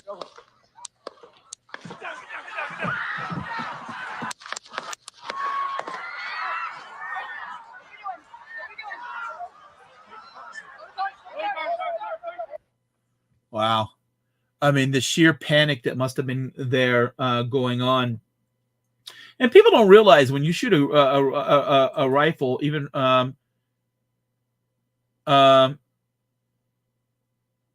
a lot of times you have to, I've shot rifle, and you might not get right on and you have to adjust. So, you know, unless you have that really zoned in like it's supposed to be, and this idiot climbing up on the I don't get it. How the hell he got up on the roof?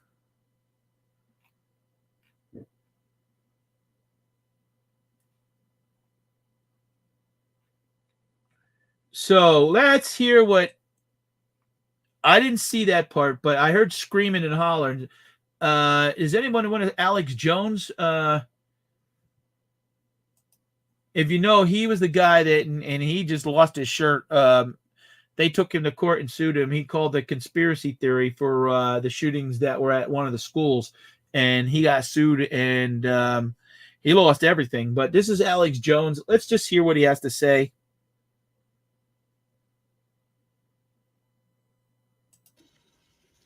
Ladies and gentlemen, I told you that we're not in normal times. World War III, nuclear war is this close.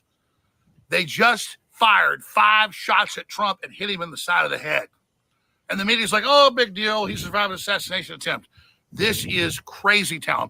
Biden is a complete puppet. The New World Order is melting down everywhere. And I believe they're getting ready to kill Biden and blame it on a Trump supporter. I've been saying that for over a year. So President Trump in Pennsylvania up there gets shot at, gets hit in the side of the head, survives. That image of him up there with the blood on his face, defiant, is incredible. And now the deep state that's committed all these crimes and opened the borders and human trafficked and started World War III, they are so desperate, they're going to go for broke. And I've told Trump, I've told his campaign, you've got to be more careful. We got to pray for President Trump right now. This is such a dangerous time. I'm in Northern California with what would be a huge story breaking tomorrow, and it's still going to break. Massive story we're working on right now, okay? Secret mission. And we'll still break it. But, ladies and gentlemen, this attempted assassination of Trump means we're not in Kansas anymore. And now they've tried to kill him with a gun. They're going to try to poison him. So Trump, inside circle, listen to me. And I know you've listened before. You've had the Secret Service call me. I've briefed them on stuff. Listen to me. They're going to try to poison him now. This blew up in their face. They failed. They fired 5 shots. They killed 2 people, maybe 3. Of course, they got rid of the shooter, so they can't find out who that was. This means the New World Order is going for broke. They have nothing to lose now. Pray for America. Pray for Trump. Pray for the free press. Pray for truth. And know with, 112 days from the election now? Anything is possible right now. Deep state, escalation of war with Russia, China, Taiwan, it's all on the table. False flag terror attacks, blame it on Trump, his supporters, they've been hyping that. We need to pray right now for mass awakening and mass discernment because America is fighting for its life. I'm about to do a live show as soon as the crew get into the office. I just got off an airplane, just got here to where I was staying. I'm going to do a live show at Infowars.com/show, band.video, and real Alex Jones. I'm collecting all the notes, all the videos. We'll be live in the next 30 minutes to an hour. And well, we heard what Alex Jones had to say. Yeah, he free speech wasn't so free for him. It cost him a lot of money. And I don't follow him much. He does make he does make sometimes comments that are, to me, a little outlandish out there. But, I respect to hear his opinion. And I don't know why these people are showing. They got the footage confused. This is the guy that lost his life. It says effing shooter is dead. So some people are so stupid. They post like this. The person here is that's not the shooter. That's the guy that got shot in the damn bleachers. So it's like, do your homework. That's not even the freaking guy. The guy that got shot is laying dead up on the roof. And this jackass who even has a star next to her name. Doesn't even post, sometimes they don't even run their own. Somebody else is posting. At least with me, it's me sharing this stuff with you. It's not,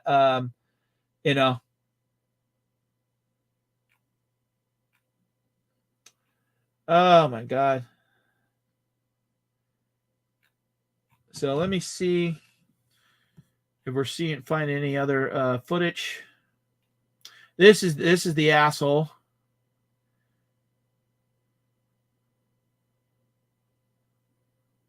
That they killed. That was the shooter.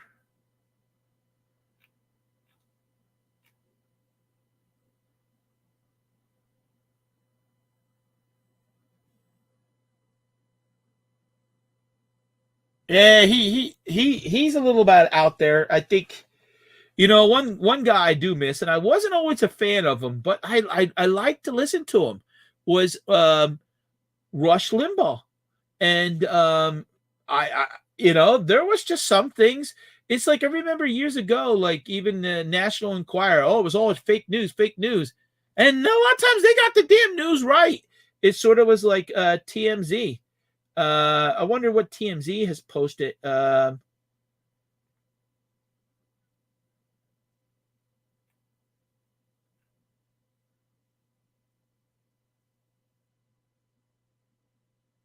Yeah, I know. It's funny. Well, don't forget the guy's laying down. Yeah, I mean, this is what they're saying is him. The guy's laying down on the roof, and this is a close-up of being close to the computer goose. But yeah, they're saying that that's him.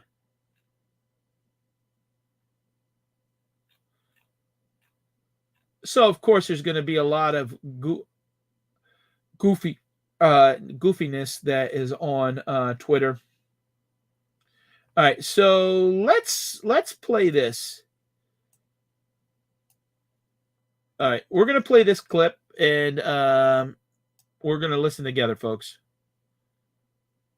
I want to introduce you to Tracy, who is stuck in this traffic jam right now. Tracy and Tyler, they're high school friends. They were right there. And Tracy, we've been hearing some of these stories. Can you just walk us through what you saw? Absolutely. President Trump was up there, and then within 5 minutes, we're hearing pop, pop, pop, pop, pop.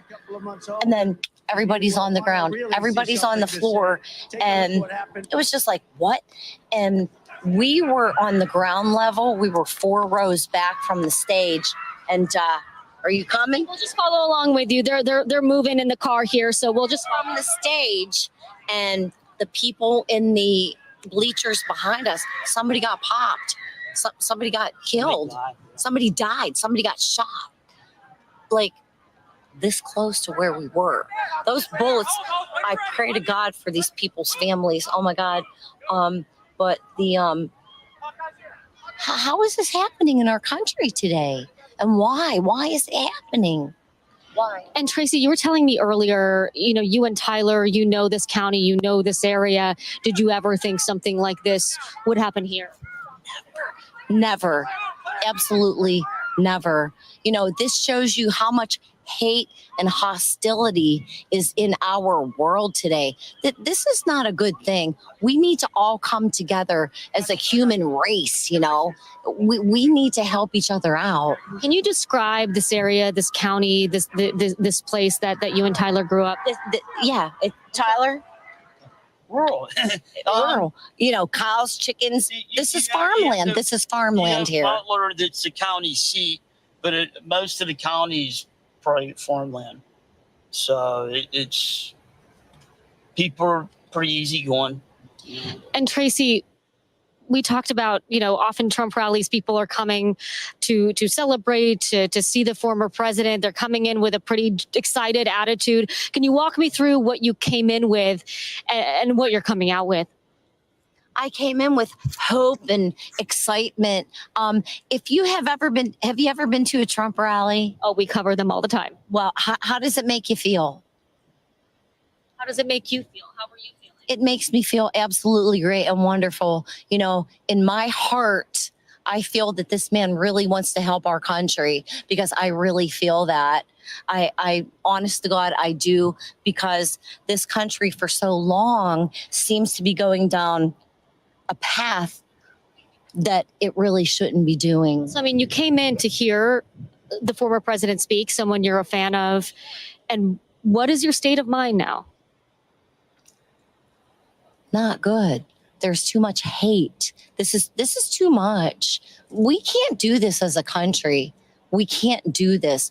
We need to come together as a country, and God willing, we will. I don't know if you're allowed to put that stuff on, but listen, man, my kid is a 4th-year seminarian, and he prays for this country every day. My child. Thank you so much. I'm so glad you and Tyler are safe. Drive safe.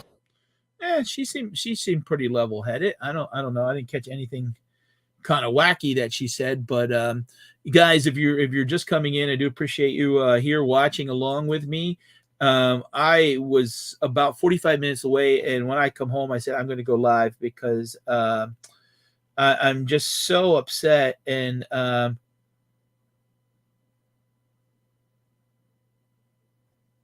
right, maybe this is the other video that someone was talking about. Let's see what this has to say. So thank you very much, and I hope I get to speak to him tonight, and I'll get back to you if I do. Okay? Mr. President, do you think this was an assassination attempt? I don't know enough to. I have an opinion, but I don't Well, have Joe, the facts. So I want to make he sure had his I ear have all shot the off. facts before I make some comment anymore. So I do think it's an assassination attempt, and you don't need more facts. Good job getting off stage, though. One take. He doesn't know what the hell to say. God. So let's see if we see any more new footage.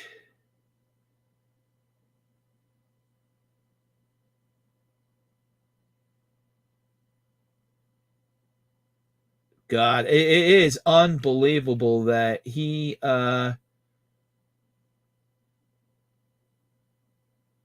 Yeah, unbelievable that he, man,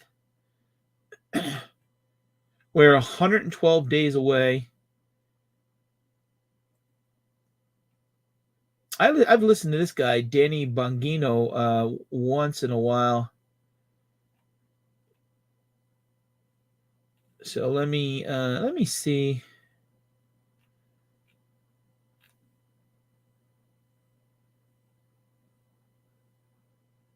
Yeah, Conor McGregor, a 78-year-old multi-billionaire, should be on a yacht on the Med golf courses, but he's not. He's in Pennsylvania spitting out bullets, running for the love of his country. Godspeed, Donald. God bless the United States. Conor McGregor. Oh, is he? Okay, okay.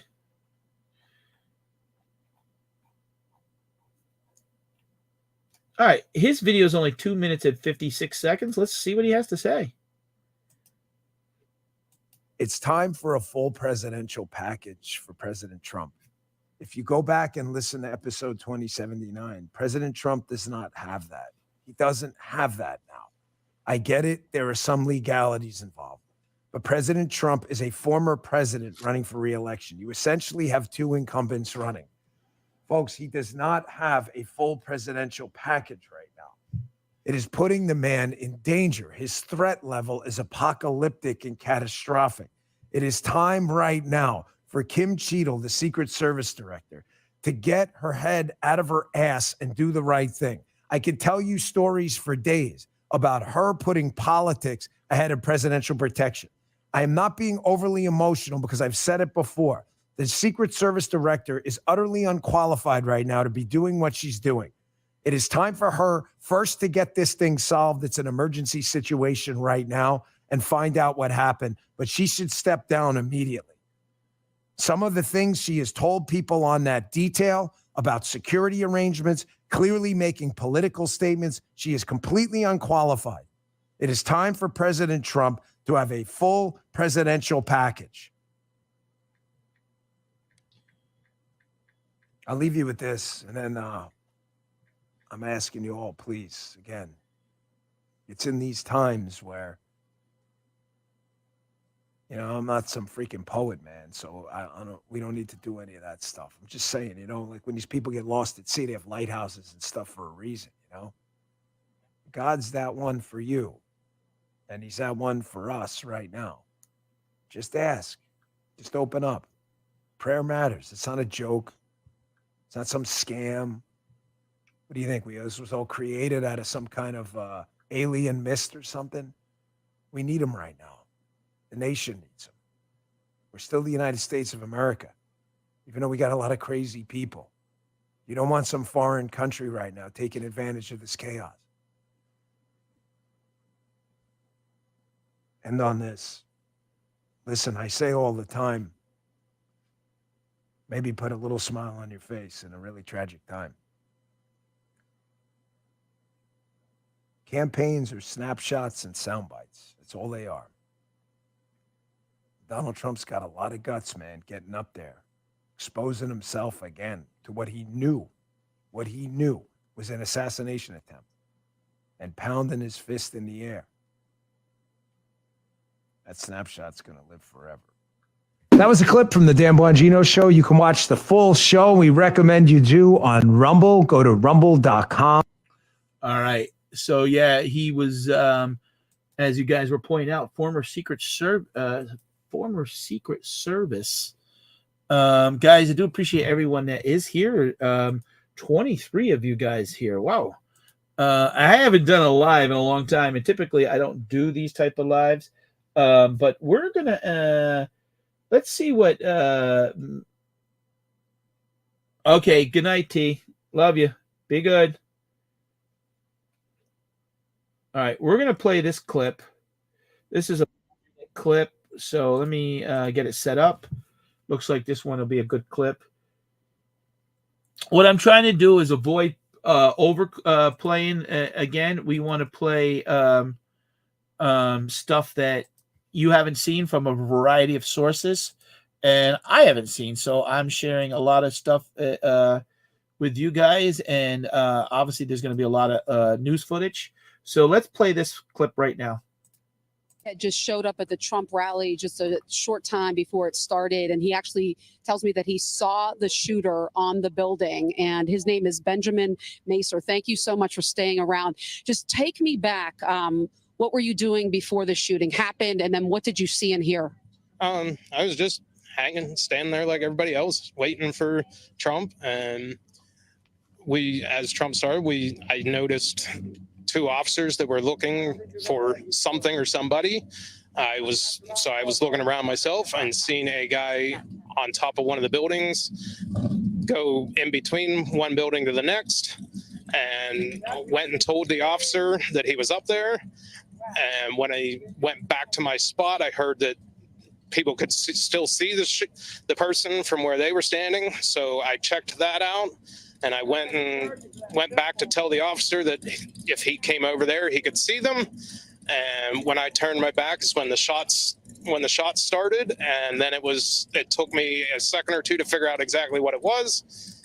And then it was just getting out of there and helping some other person out with her child. And we got out, and that was the end of that. And I went and left, and that was all. So the viewers have some perspective. Behind us, okay, is the American Glass Research Company. Okay, can you kind of describe the building behind us, the tan building right there? Can you take a look at it? And then where was the shooter exactly? There's more buildings behind the tan building that we can see, and we were back there, and there's two or three buildings behind that, and he was on both of them. I assume both of them when he went on that small section from one to the other, and that was where I last saw him, was the end of his day. So this man was able to basically climb to the next building, and you told law enforcement, hey, there's a guy over there. Correct. I don't know how he got up there. I don't know any of that, but I definitely saw him up there and officer, and that was all I know. Did you get a good look at the shooter? No, I don't know. I don't know anything about him other than I believe he had a gray shirt on, but that's about as much as I know. And then what happened after the shots were fired? Can you describe just the panic and just the fear I'm sure you felt? There was definitely panic.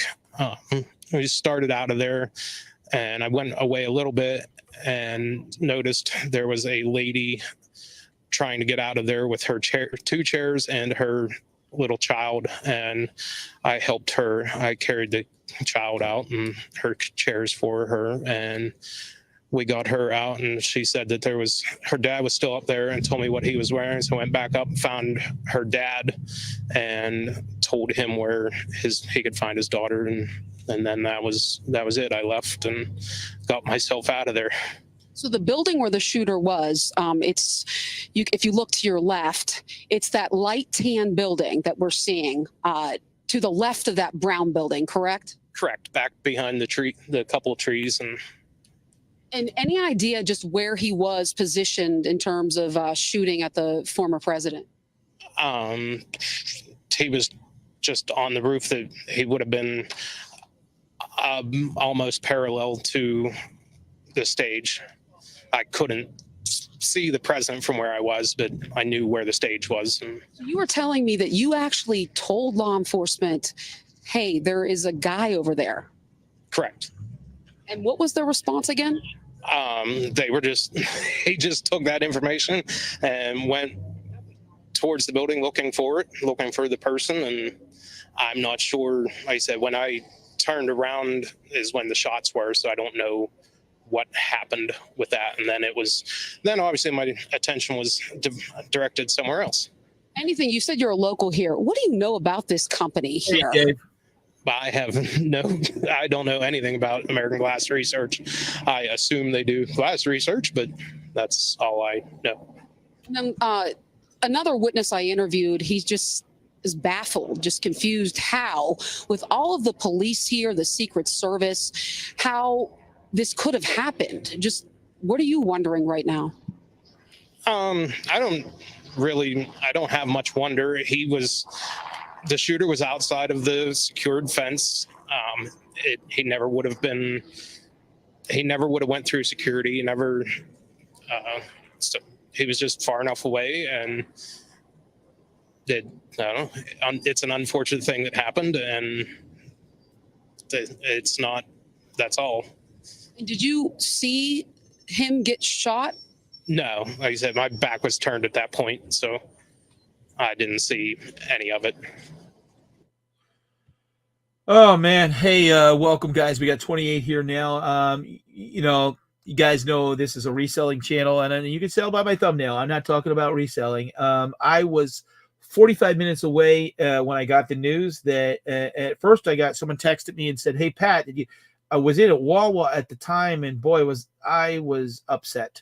And I said, when I get home, I got it. I mean, unfortunately, this is history, but it's sad. It's a sad state of affairs that we are come down to this, where they're basically someone's trying to take out an opponent. So let me see if I can hold on, Goose. I'm going to see what that video is, and let me see if I can.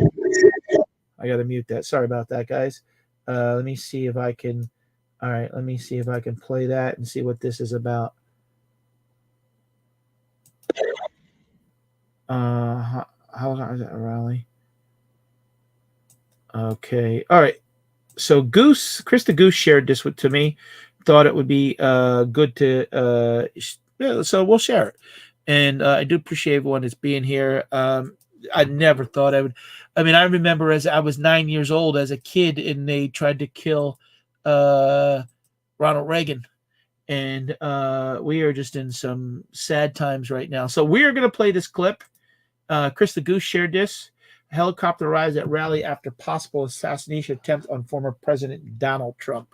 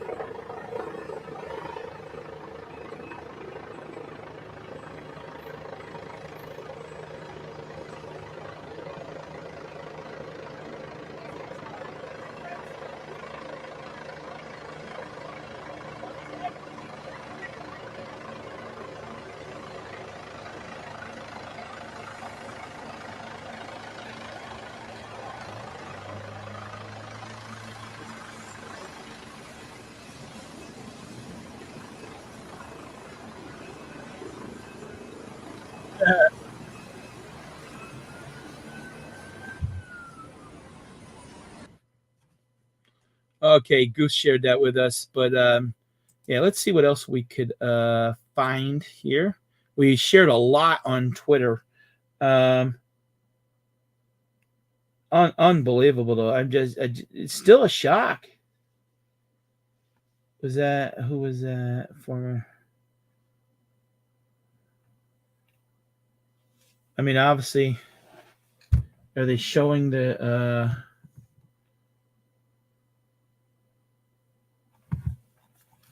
Donald Trump? I've been sharing a lot of footage from actually Twitter.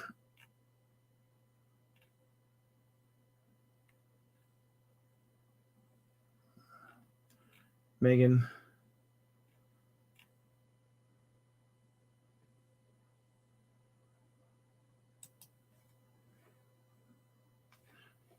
Let's.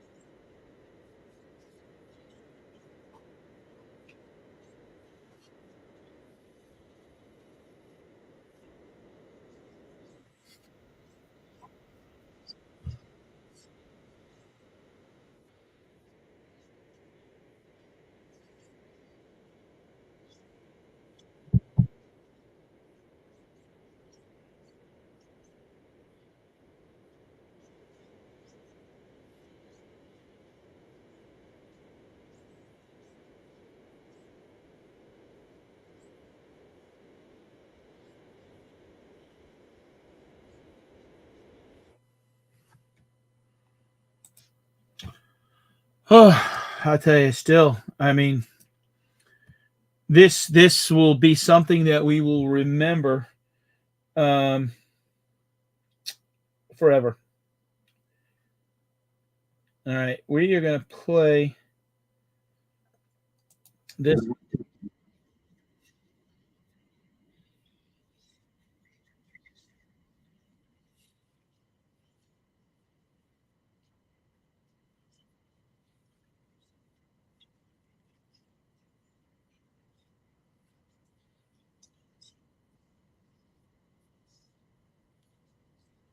Yeah, I agree, Kimmy. How the hell did they? No audio.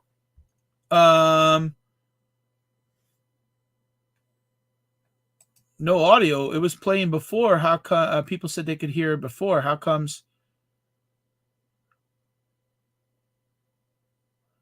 Hold on. It was playing before. Everybody said they heard it. No audio. It's on full. Campaign event. The former president saying tonight that he is fine. This is being investigated as an attempted assassination of a former president. Can anyone else? Dave is saying no audio. I've been doing it this way the whole time. Working now. Okay, maybe it was something on your end, Dave.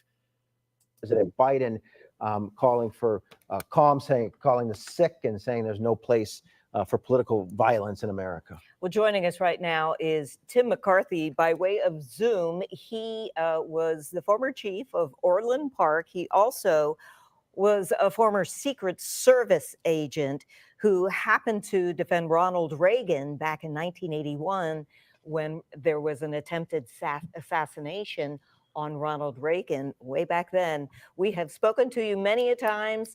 I guess I'd like to know your first reaction when once again. Well, that's because when I was talking, I paused it a second because you can't hear both at the same time. So maybe you were kind of confused, Dave. So that's what it was. So I paused it and because you can't hear me talk at the same time. So let's hear what the former Secret Service agent Tim McCarthy has to say. Hey, Jen. This is not, Jen, just full disclosure, this is not eBay, or you should have saw the thumbnail. So don't get offended. Unfortunately, if this had been done to Biden, I'd be doing the same thing. There's no room for violence and just everything that's been going on. And for someone now to try to take out Donald Trump because it looks like he's going to be the next president again.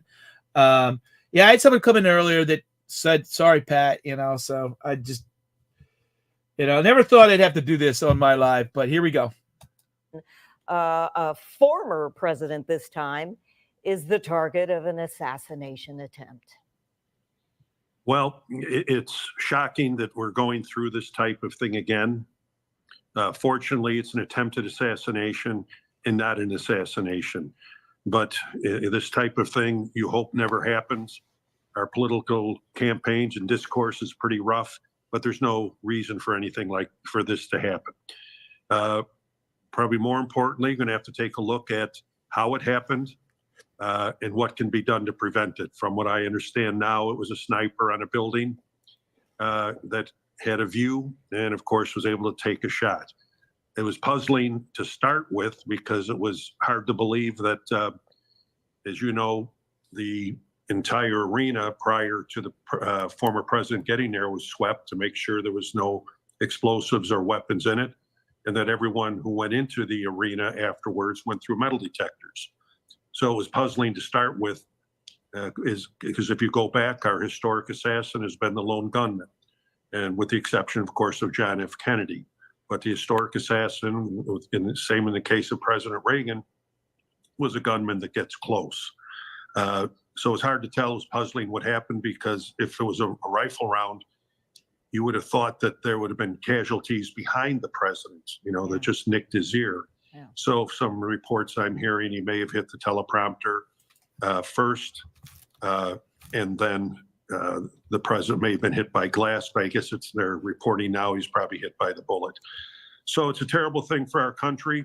I mean, we're strong, we'll survive it, but it's something we never want to happen in any of our political campaigns or in our political discourse. Yeah, and the president himself, Tim, saying that he was hit by the bullet in his ear. For some reason, that's not accurate. The doctors will tell us, or someone will let us know that was misunderstood.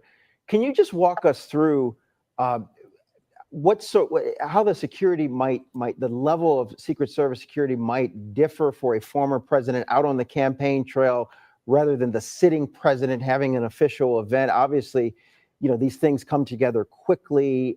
You want the audience to be closer to be able to interact. How's the security different, if at all? Well, I can't tell you exactly right now, but I can tell you about protection for the president.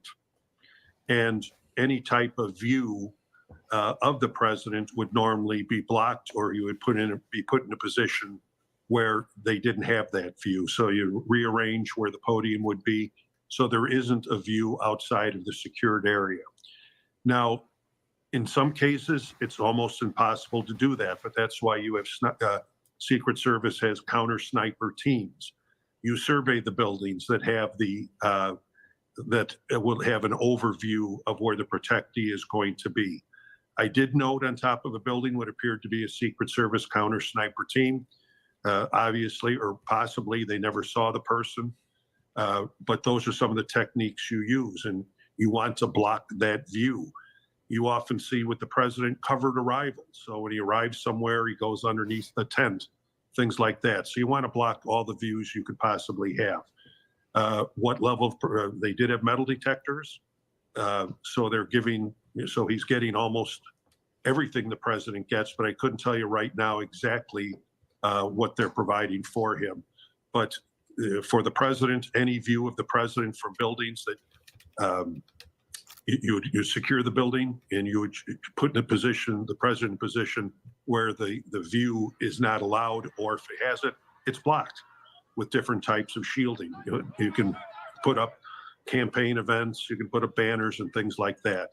So those are some of the things that are done for the president, and I'm not sure just exactly what a level of protection they're giving former President Trump, but it appears it's darn close to what the president gets.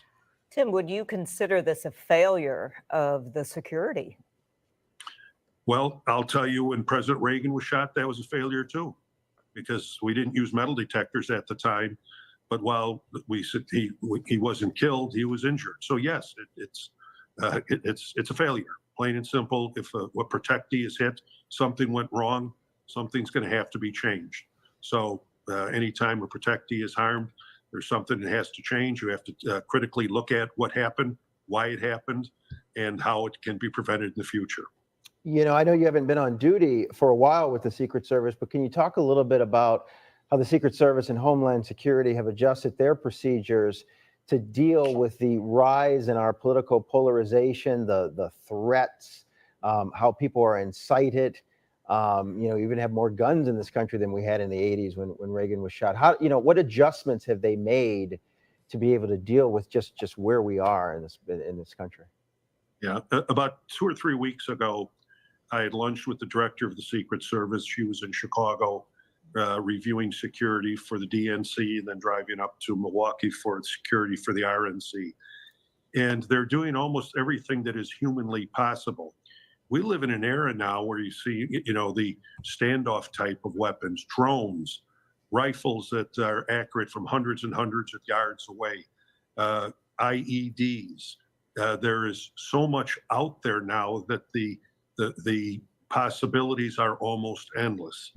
I know, talking to the Director Cheadle, just about everything that can possibly that can be done is being done.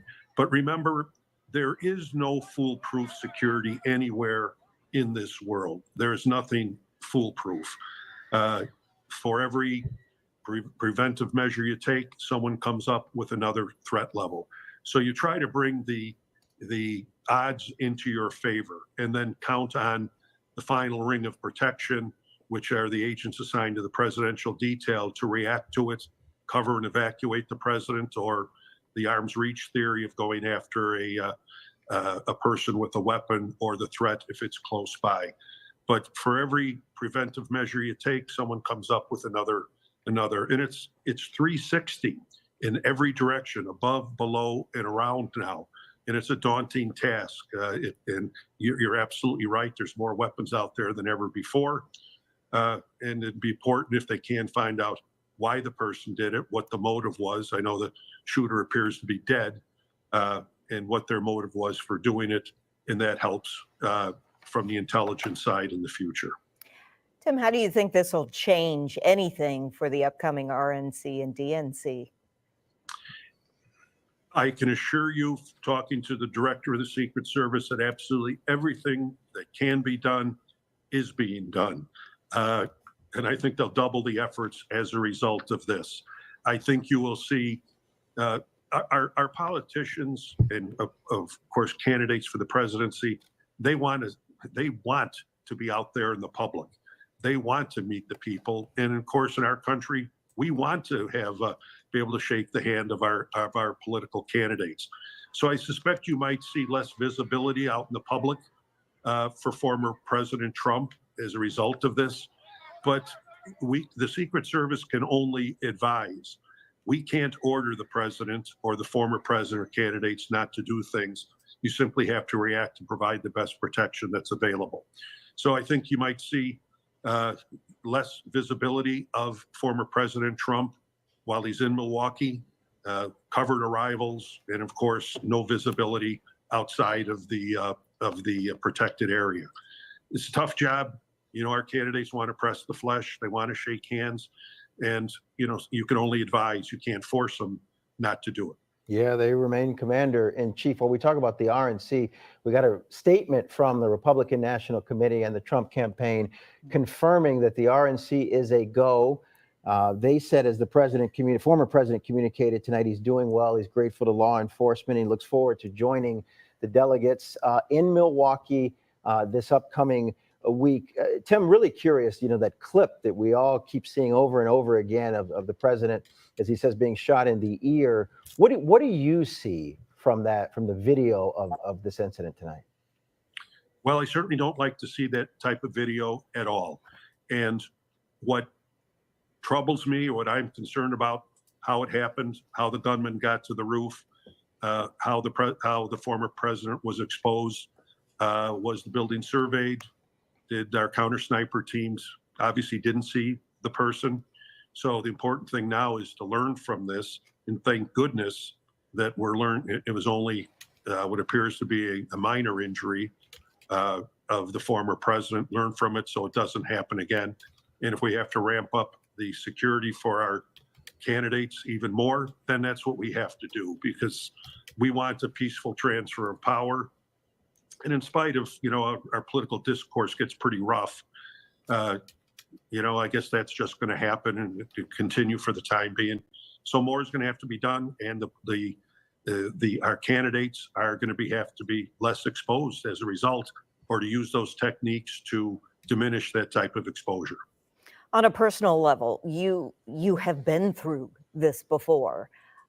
Okay, real quick, Beth asked, do you think the deceased man saved Trump's life like he was in the way? Well, we don't know. We're going to find out this is going to obviously be until the election is. This is going to be on the news day and night. I mean, this is something major that is happening. I suspect, hey, Glenn, welcome. I suspect that, they said that he fired 5 shots. So maybe when he fired his first shot, he fired a bunch of shots and realized that when now luckily Trump got down real quick, probably within a second or two. But he fired several shots, looking to obviously make sure that if he missed him with one, he was going to get him for another. And unfortunately, an innocent bystander, we know at least one was killed, and there were several others shot. If you saw the video footage, there was other people carried out. So this interview with the former Secret Service that worked under Reagan has about 5 more minutes. So we'll play that. And Goose, what is that clip? Your immediate reaction, your personal reaction to this? Well, I'm sad that people are injured.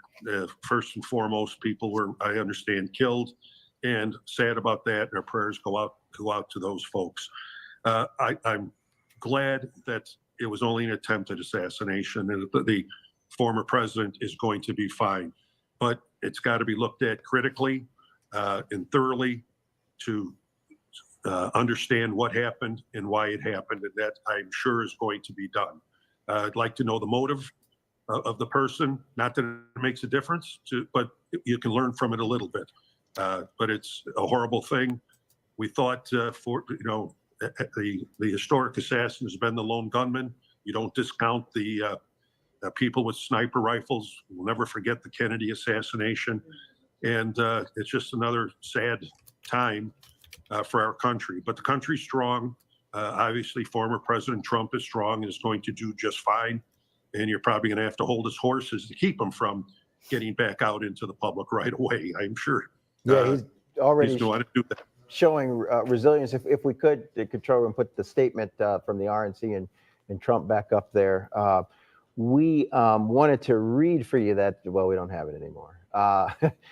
The statement from the RNC, there we go. So, but sit tight, Tim, I want you to react to this. So, as you were talking about, the president probably going to want to push forward. Well, he is. In a statement, the Republican National Committee says the Milwaukee convention will go forward, saying, quote, President Trump looks forward to joining you all in Milwaukee as we proceed with our convention to nominate him to serve as the 47th president of the United States. As our party's nominee, President Trump will continue to share his vision to make America great again. So, all right. So we're going to, Chris has shared, and I mean, there was thousands of people there. So we are going to have all kinds of footage. Let's bring this over here and let's downsize this and let's stop this one. Let's present. Guys, I appreciate everyone that's being here. It's fluctuated. I think we peaked at 30, but, and again, if you're watching this on the replay, this is such an important historical event that I don't know. I just couldn't ignore it, and I appreciate you guys being here. Our CBS Mornings co-host and colleague Tony DeCopel is also joining us now from Milwaukee, Wisconsin. Tony, Well, it says they're shot with an AR, and we talked about that earlier with a 5.56, or that'd be a 2.23 rifle from. But that style rifle they do even make in a 22.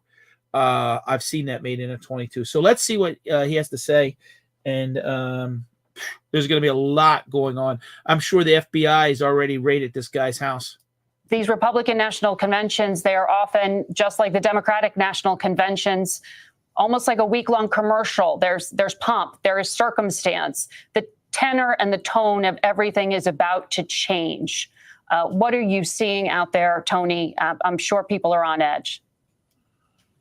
Yeah, well, Margaret, I can tell you that the tenor and the tone has changed, and it changed quickly. What I have for you this evening is a small portrait of our changed America in the form of the reaction from Trump delegates and Republicans landing at Milwaukee International Airport, and right there in front of me, turning their phones on, getting calls from friends, receiving text messages, and learning the news that their candidate had an attempt on his life. And then you see the cycles and the stages of their reaction. You see anger, you see frustration, you see sadness and worry for the state of the country. And then above it and beyond all of those feelings, you have resolve, determination. They say this is not going to change what happens here in Wisconsin, and if anything, it's going to make them work harder and fight harder to see their candidate over the finishing line. What really ties what I've witnessed at the airport in the arrivals hall to your conversation with Sam Vinograd and with Ed O'Keefe and with others is that Democrats were also there in the hall. And in contrast to this morning, where the mood was light, celebratory, people were in conversation of a variety of political parties, this afternoon, this evening, as I talked to Republicans, Democrats were cutting in. They were making comments. On one occasion, we saw a woman say that this entire incident in Pennsylvania was staged. She then got into an argument with a Trump supporter who was accusing her of living in a different reality. The temperature is up. We've gone from joy, a moment of political celebration this morning, to a helter-skelter, knife's-edge moment that you feel from the moment you step foot here in Milwaukee. Tony DeCopel, we have for our viewers at this hour some eyewitness sound that we want to play for them. This eyewitness was very close to the stage and former President Trump when the shooting began. Let's listen. I was about 5 feet away from him. Like, I was within, like, sight distance. Like, I was so close. And all of a sudden, I just hear these 4 shots, and everybody's screaming, drop. And you can see the blood, like, splatter on his face, and the Secret Service just barricades him. And, you know, it was just, like, so scary. I'm going to give you my number 1 tip. Wow. So I went back on to Twitter, and I tell you, this was Torgoff, we lost over 2,000 followers after posting this. How do we feel? We feel like we got rid of the top flights that have been sitting in our bag. Says if you're not voting for Trump, unfollow this account. Here's somebody. Let's see what he has to. You remember when you called. This is your fault. You. This is your fault. Every last one. This is your fault. This is your fault. You. This is your fault. Thank you, sir. Your fault. This is your fault. You. Basically, that guy's upset. He's blaming the media for, and obviously they didn't pull the trigger, but basically the hatred towards Trump. People are amazing. Just people are just nuts anymore. You can't even, wow. It is so, when you think about that close to being taken out, and there's no way in hell. And approximately 148 yards away. Hi, Lucy, welcome back. So we've been playing a bunch of different clips that we had.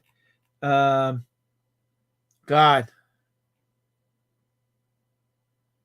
Yeah, I mean, imagine what even like Melania must feel like. I mean, I'm sure they're saying like, Don, why are you doing this? Why do you need to run? And I immediately thought about Barron. Like, he's been hanging out with him. If he would have been there, God.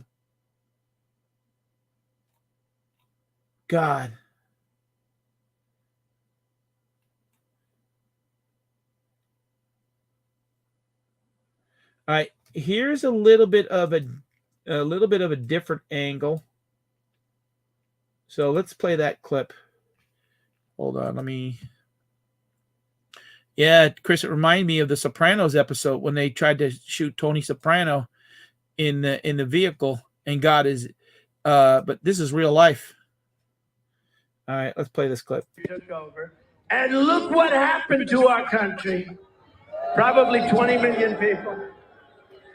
And that's a little bit old, that chart. That chart's a couple of months old. And if you want to really see something that said, take a look at what happened.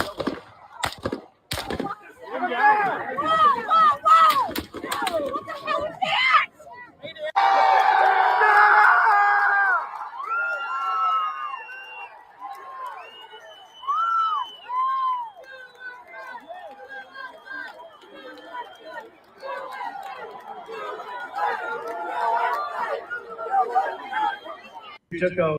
Wow. Yeah, they definitely dropped the ball, in my opinion. You're talking about 150 yards, a building right over, and it clearly sounds like gunshots for sure. So he shot his, they're saying 4 or 5 times. I get 4 or 5 bullets, and then Secret Service, you could see up here on the roof, you could see with my arrow, they took him out probably with 2 shots.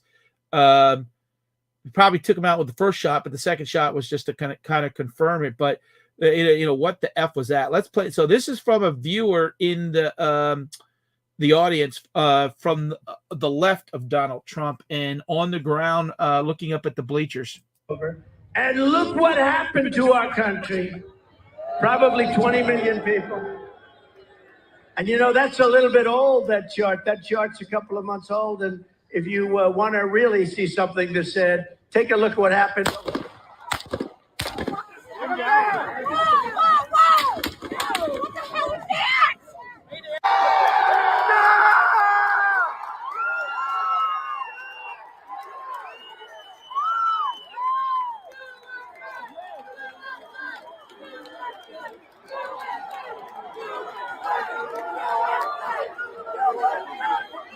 Took over. It's really, I mean, honestly, who thinks this stuff is going to happen? It is kind of amazing that they just, I mean, he's a heavy guy to carry, but that they didn't even get him off the stage even sooner. They probably tried to lay on the ground on top of him because where the shots were coming from, and they're talking in their mic, their headpieces like, oh, shooters down, or something like that. And oh God.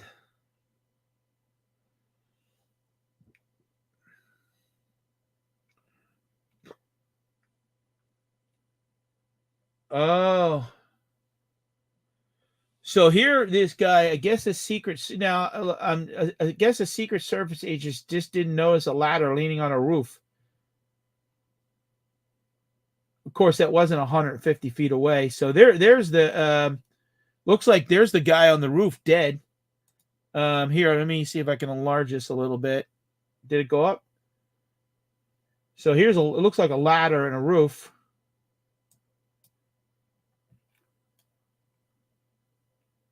Yep, an inch away from civil war and the death of the next. Yeah, look at that. Jesus mighty.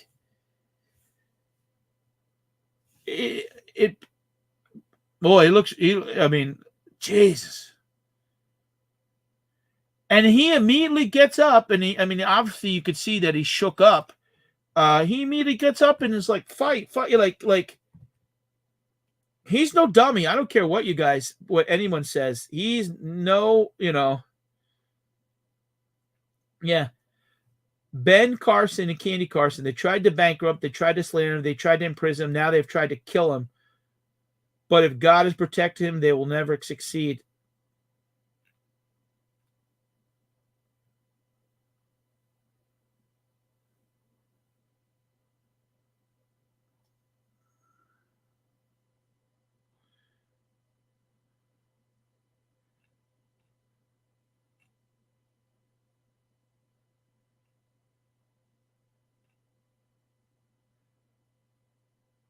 Yeah, here's another, the Butler Farm Show. So yeah, he was on this building. God.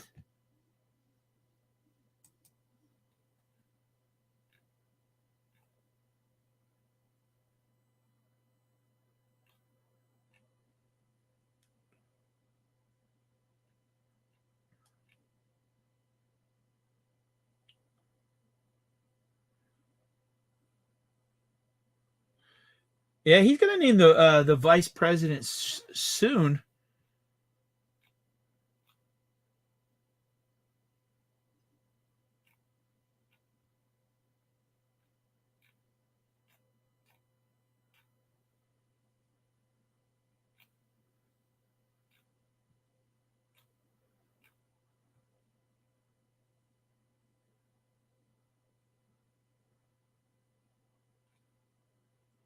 Yeah, and here's a guy who was a sniper is saying that, yeah, this was an easy.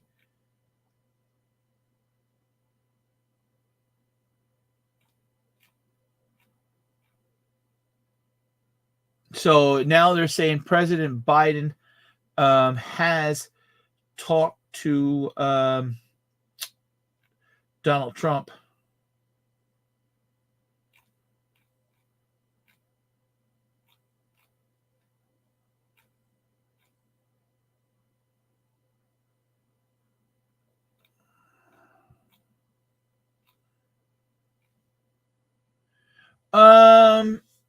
No, they're saying that we showed a video clip that maybe it was some sort of AR-15 type, but they make those in 22s too. But we were right as far as the footage, how close it was.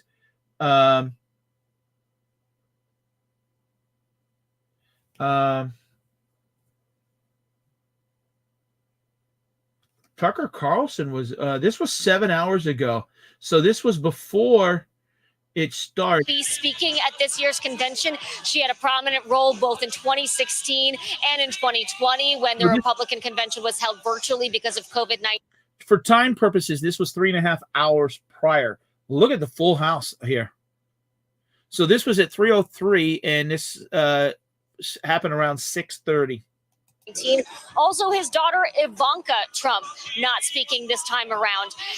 Though the people that will be in those primetime slots are pretty much all of the Republican personalities, all of the people that have at any point been on Trump's VP shortlist. That includes the gentleman that you talked about in the intro, as well as some of the people on the longer list, including Tim Scott, Elise Stefanik, Glenn Youngkin, Ben Carson, Vivek Ramaswamy, and Kristi Noem.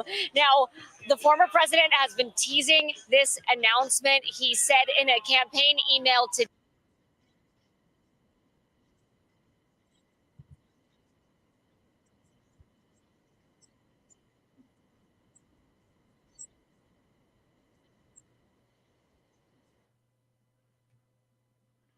All right, we are going to share. We have a new video that we're going to share.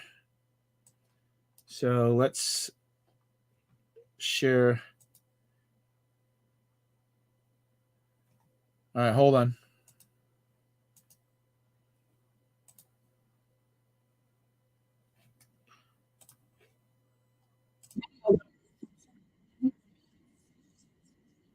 On her phone.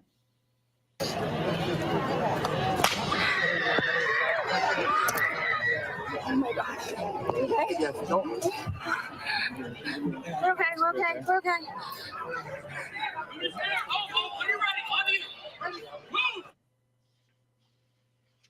I know.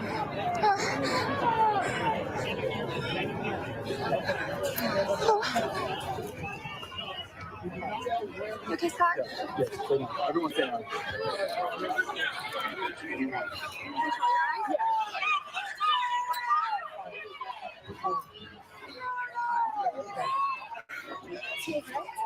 I can't see. Where's our security? We're going to bring in now someone else who was there, Senate candidate David McCormick, Republican candidate from Pennsylvania. Mr. McCormick, can you hear me? Yes, I can. Please describe what you saw, what transpired, and where you were when all of this happened. Yeah, well, I was in the front row.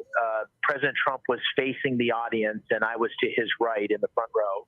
And he had just announced me and invited me to come up on the stage. And I was starting to get up on the stage, and then he said, "No, I'll call you up in a little bit." And about a minute or two later, there was a number of shots. The popping sounds, it was like 7 or 8 shots, and it wasn't clear exactly where they were coming from. It felt like they were coming to President Trump's left as he faced the audience. And, it was just mayhem. There was the Secret Service immediately knocked him down and jumped on top of him. And then they got him to his feet, and they were surrounding him. And you saw this fifth come out of the group, or I think making it clear that he seemed like he was okay. I don't know if he was actually hit or not. There looked like there was a little bit of blood, but his fist came out as, I guess, a sign that he was okay. And then to my back, there was some commotion, and I looked over my shoulder. Everybody was, the moment the shots happened, everybody got down on their knees or down on their, laid down. And unfortunately, someone to my rear in the bleachers had been hit. And the people around, it looked like him. It looked like a large man. People were trying to administer first aid, and there was blood everywhere, unfortunately. And eventually, within a few minutes, the police came and carried that person out, presumably to get the kind of emergency care they needed. But it was obviously a very frightening moment. It was clear that the president was under attack, and it was clear that people were being hurt, and it wasn't clear whether there was one shooter or two shooters or whether they were done. And so you can imagine it was a crowd of 15,000 people. It seemed about 15,000 is what the law enforcement people had told us. And so you can imagine what kind of panic there was with this kind of horrible thing happening. And David, stay with us. We just played video that showed that moment where everyone was crowded down. And in this crowd of thousands, everyone is just just still, hardly moving as they react to what are the sounds of gunfire. People thought they were fireworks at first. Then it became clear that it was gunfire. From your vantage point, how far were you from the president? You were in the first row, and could you tell if he was grazed, perhaps? I know you said you're not sure if he took a direct hit, but describe for me from how close you were what you could tell happened in terms of his potential injuries. You know, I really couldn't tell. I did see just a little bit of blood as they were going around him, and then, as I said, I saw the fist come out, but I couldn't tell the nature of his injuries. It all happened in the blink of an eye, and initially, I wasn't focused just solely on the president when the shots started happening, and you know, it seemed from where I was sitting, the shots were opposite from me. But I think there's also a possibility the shots were coming from two sides. I'm not, I don't know what's been discovered thus far, but I'm not sure it was just one gunman or two gunmen. But clearly it was, clearly it was an attack on and an assault on his life. And you know, the Secret Service almost acted instantaneously once the shot started, and were circled him. Exactly. You see them encircling him. Clearly, their training kicking in. They're almost creating a perimeter around the former president, shielding him with their bodies. David, you describe, you know, one of the former President Trump in front of you, and then a person behind you who was hit.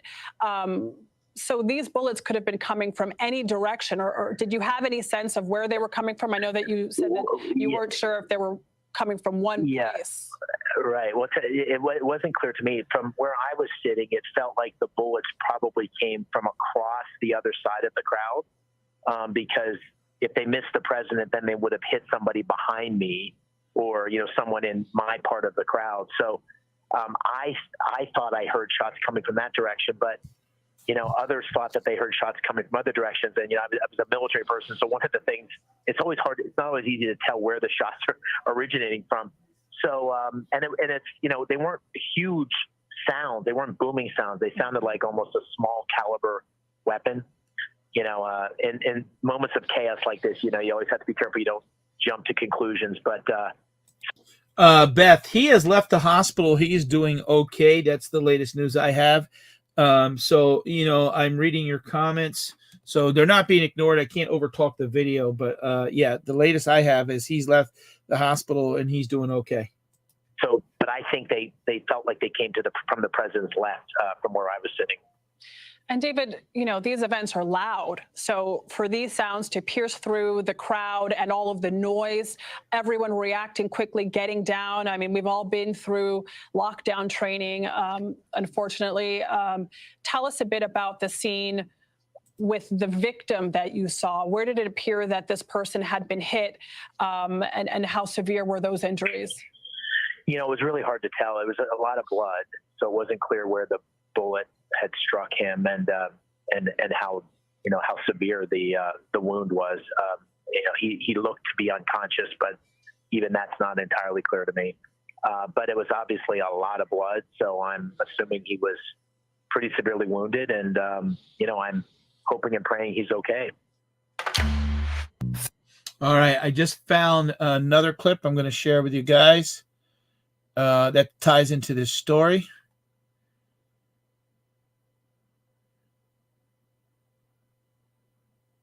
Yeah, I showed that clip, Stryker. Yep. I even have, but I'm not going to show it. I even have a headshot of the guy dead. Some things I have multiple screens going here. So for sensitivity reasons, I'm trying to, you know, not to, you know, I mean, people watch the news, but don't forget, on CNN, you don't see stuff is filtered. On Twitter, it's not. So I'm trying to be respectful, but we're going to play this clip. They called him names. He won anyway. They impeached him twice on ridiculous pretenses. They fabricated a lot about what happened on January 6th in order to impeach him again. It didn't work. He came back. Then they indicted him. It didn't work. He became more popular. Then they indicted him 3 more times. And every single time his popularity rose.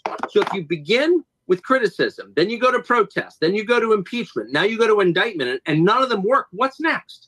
I mean, you know, graph it out, man. we're speeding toward assassination, obviously, and no one will say that. But I don't know how you can't reach that conclusion. You know what I mean? Like, they have decided, permanent Washington, both parties have decided that there's something about Trump that's so threatening to them, they just can't have him. They called him names.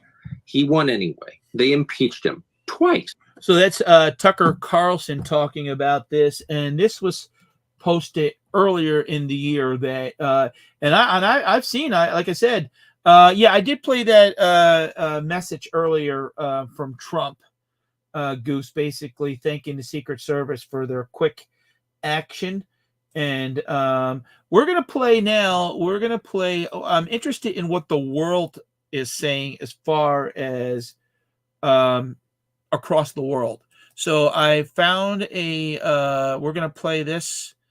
It's interesting what the world is going to be saying. So we're going to play this one and share it with you from Australia. James Morrow is with me live. And James, sadly, the United States has a long history of political violence, and this is the latest chapter in it, James. Well, look, I mean, the United States is no stranger to political violence. Sadly, of course, a lot of nations have that problem. But, I got to tell you, though, this was just an extraordinary event here. And I thought that just to react to some of the statements that we just saw there read out by Trudy McIntosh, I really thought that Kevin Rudd and Scott Morrison captured very well, and probably, frankly, better than President Joe Biden. Kevin Rudd called it what it was, an attack. Scott Morrison called it an assassination attempt. Kevin Rudd also said that this sort of violence has no place in the American or any political system. And I think that, that it's great to see here in Australia such a bipartisan coming together on this, and to not use any sort of weasel words about what has happened here. I mean, we talk about, Kieran, how so many of Donald Trump's opponents in the United States, and also here, frankly, talk about Trump as a unique threat to American democracy. And this is, people like Nancy Pelosi, Joe Biden, who said the other day on Twitter, Americans want a president, not a dictator. And this attempt to push Donald Trump out beyond the pale and make it look like he's some sort of unique threat to American democracy. Now, we don't know details of the alleged shooter at this stage, but all signs point to this being an assassination attempt on a political leader, because presumably they didn't like what this person had to say. And this is just, something that has this is the real attack on democracy. The real attack on democracy doesn't come from Donald Trump. It comes from anybody who tries to kill, to murder, to assassinate a politician they don't like because of their opinions. Look at this. I was watching it as it happened. We were live on air at the time, and just seeing it, not as a political reporter or as a journalist, but as a human, you look at that and you think, he is so lucky to be alive, grazing his ear. I know tragically one person was killed in this, and we remember that, and President Trump, the former president, made known his own condolences to that person's family. But this was so close to being a whole lot worse. Well, and that is just the extraordinary thing about that.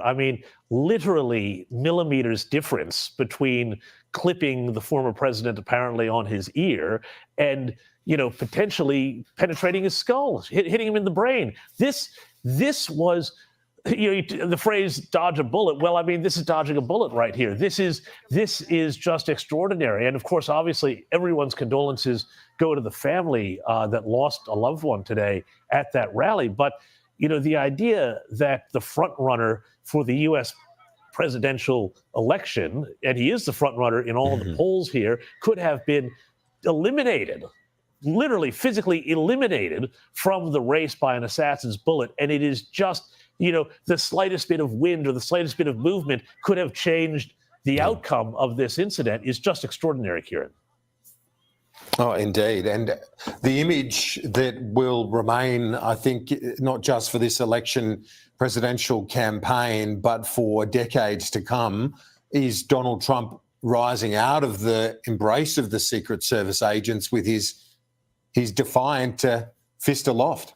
That fist aloft photo, and there's one that's just extraordinary He's framed by the American flag, Secret Service agents, and his fist is in the air to show he's okay and he's continuing to fight. I was saying just before, Kieran, on Outsiders, that the theme of this campaign, I think, going forward is going to be one of defiance. And, you know, Kieran, throughout the Trump campaign, he has always put himself in this sort of position where he says, you know what, I'm here, I am protecting you from what they'll do to you. I'm literally taking the abuse for you, the ordinary Americans. And, you know, that case has become a lot stronger because apparently, you know, if what's happened has happened, you know, it's not only lawsuits and attempts to jail him and all sorts of things. You know, we are now in this real sort of territory of trying to assassinate a political opposition leader, which is just extraordinary. And, you know, it is not someplace America wants to be. You know, we had a madman shoot Reagan. Reagan thankfully survived. Oswald killed Kennedy. And of course, Oswald was a bizarre case and a communist sympathizer. And let's also not forget, though, that really there is a problem with political violence in America, in the world. But it largely comes, I think, from the left. The left very much, you know, is the first to go to riots, first to go to violence when they don't get their way. And we see this around the world. And this may be, we don't know yet, but this may be what we've seen here. But we'll find out more, I guess, in the hours to come. And there's an aerial shot there coming into the newsroom of that scene in Pennsylvania, the DA confirming, the local DA confirming that one person was killed, another seriously injured, at least one other seriously injured. And then we saw that remarkable first-hand account from a... Wow, I tell you, I'm going to rewind this a little bit, but I mean, look at the crime scene of the chair. I mean, you would think a freaking tornado came through. Look at the, I mean, the chairs that were all set up and stuff. And then, I mean, this is going to be obviously a big investigation. The stage there. What they're going to do, Beth, they're going to have to do in the future, and hopefully, I mean, maybe put up some sort of, like they did when Obama became the president. They put up glass. They put up bulletproof glass all the way like around, and yeah, exactly. And even Australia, I tell you what, that was very sounded like me. I loved what he was saying, and you know, you're trying to take out political. They show here, if you look real close here, up here, you can see the guy. There is some sort of ladder here, Goose, and it looks like there's a rifle here, and the dead guy is laying up there. So let's go back to, there's only about 25 seconds left on this clip, and then I found another one that we're going to play.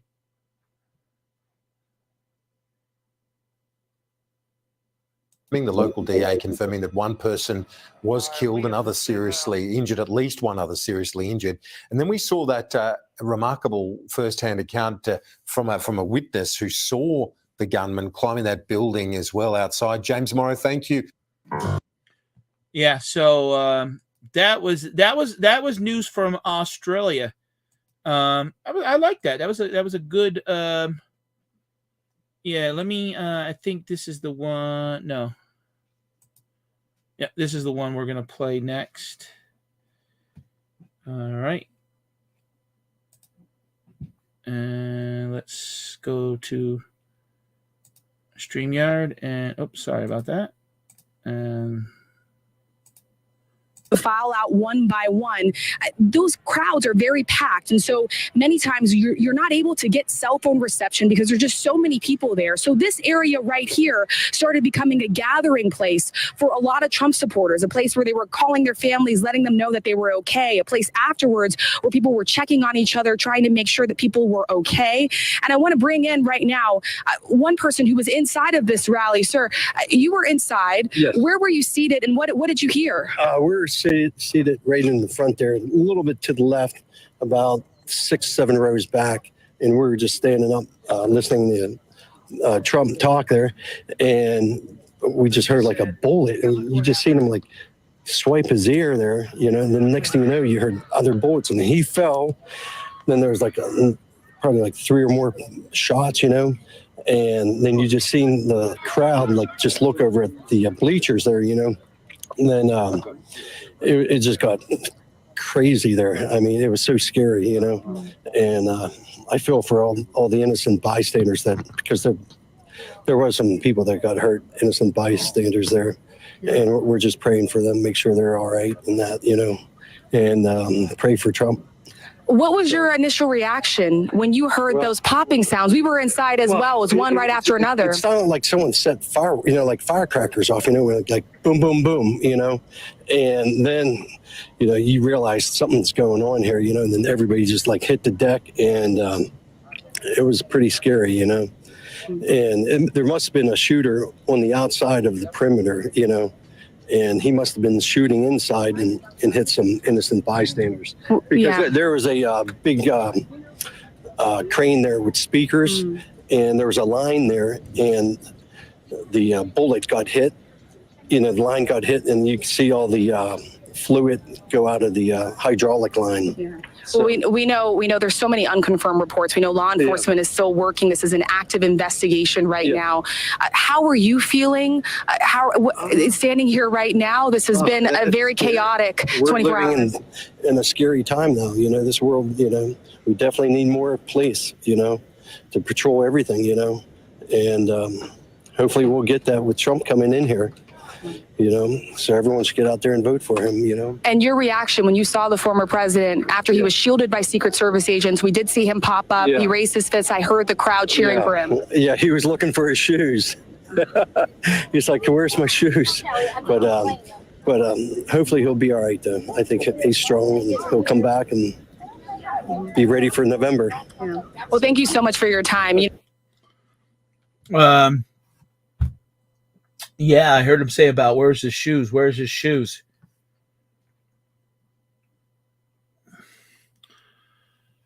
Yeah, we are living in some dark times. I never thought I'd be doing this on a reselling channel. And I've only ever talked, I think, twice in 5 years about the economy or what's going on. And I honestly thought about doing this. I have another channel called Money Me. I thought about doing it on that channel. And I don't have enough of a following over there, and I thought, you know what, I'm going to go live here and you know, see what the response is. It's been all right. I mean, a couple people obviously don't like this type of, but it is, you know, it's sad. This is the world that we're in. Let me see. I'm going to go on Twitter again and see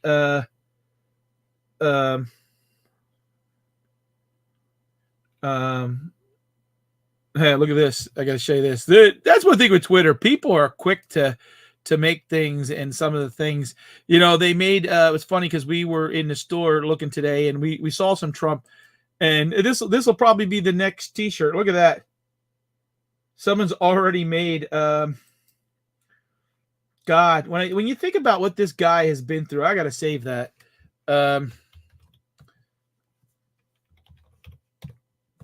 He's one tough son of a bitch, and man, he lucky.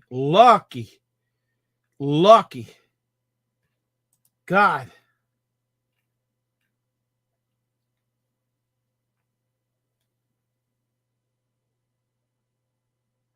President Biden did speak to Mr. Sadie betting. I'm still betting on a 22, and they do make a 22 caliber 22 caliber AR-15 style. I know because I have one. So they do make that in that format. I have one for like that for tinkering, to be honest, because it works the same way as the 223.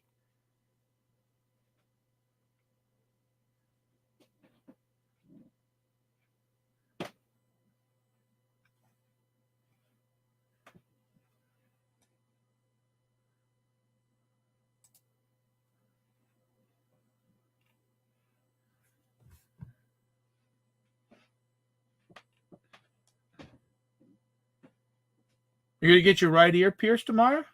Are you going to get an American flag in it? God. That picture, jeez.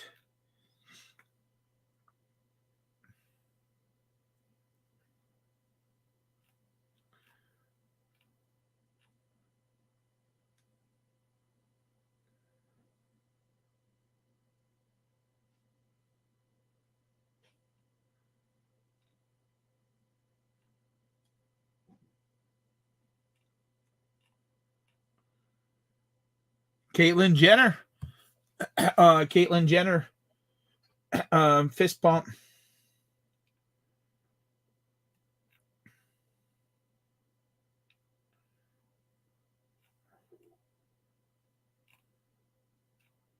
So I'm seeing if we see any anything new video.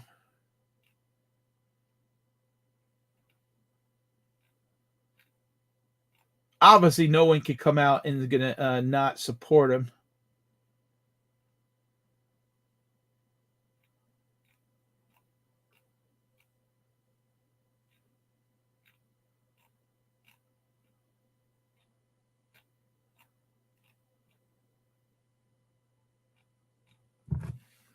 Yeah. So, guys, I do appreciate everyone being. It really bothered me. It hurt me.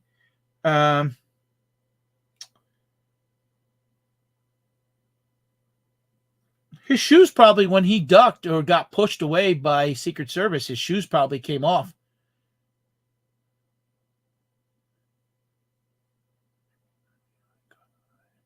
Daily Mail has a video. Okay, let me see if I can find that, John.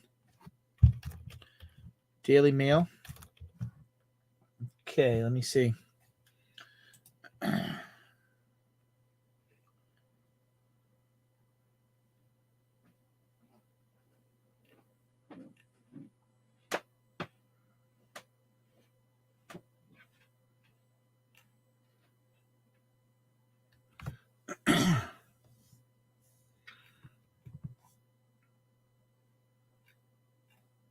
On a separate note, I can't believe I saw this earlier. Well, this morning I saw Dr. Ruth passed away. And then when I saw the Trump news, Richard Simmons passed away. And he had been posted on Facebook for like every day. 76 years old. So I wonder what happened to him.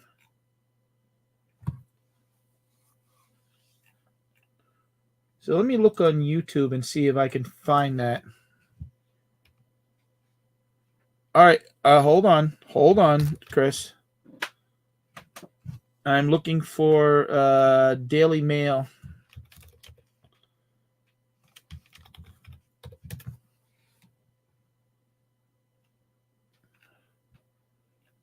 Hold on. All right, we're gonna play. We'll play this one, and then I'll do some. I've been running two screens here, and while you guys are watching the video, I'm in the background, trying to look up new things that you guys haven't seen. So, Reibner, who was one of the spectators in the audience today at that rally in Pennsylvania. Nathan, forgive me, I know you've been waiting on the phone for a while as we've been getting this new reporting, but if you can just walk us through what you witnessed firsthand. First, I want to wish my condolences on the victims. It is mind-shattering to go to a Trump rally and encounter and endure what has happened. I was seated in the left bleacher section of the rally. I was maybe 20 feet away from one of the victims. It was, at first, the noises we heard, it sounded like a firecracker, you know, the little things you throw at the ground, usually around July 4th. But then once once I saw the dozens of people around me started dropping, you could tell things were very different. I looked at the stage, Secret Service rushed the president. People were terrified. It was, I know it's been about, probably close to 4 hours since the shooting, but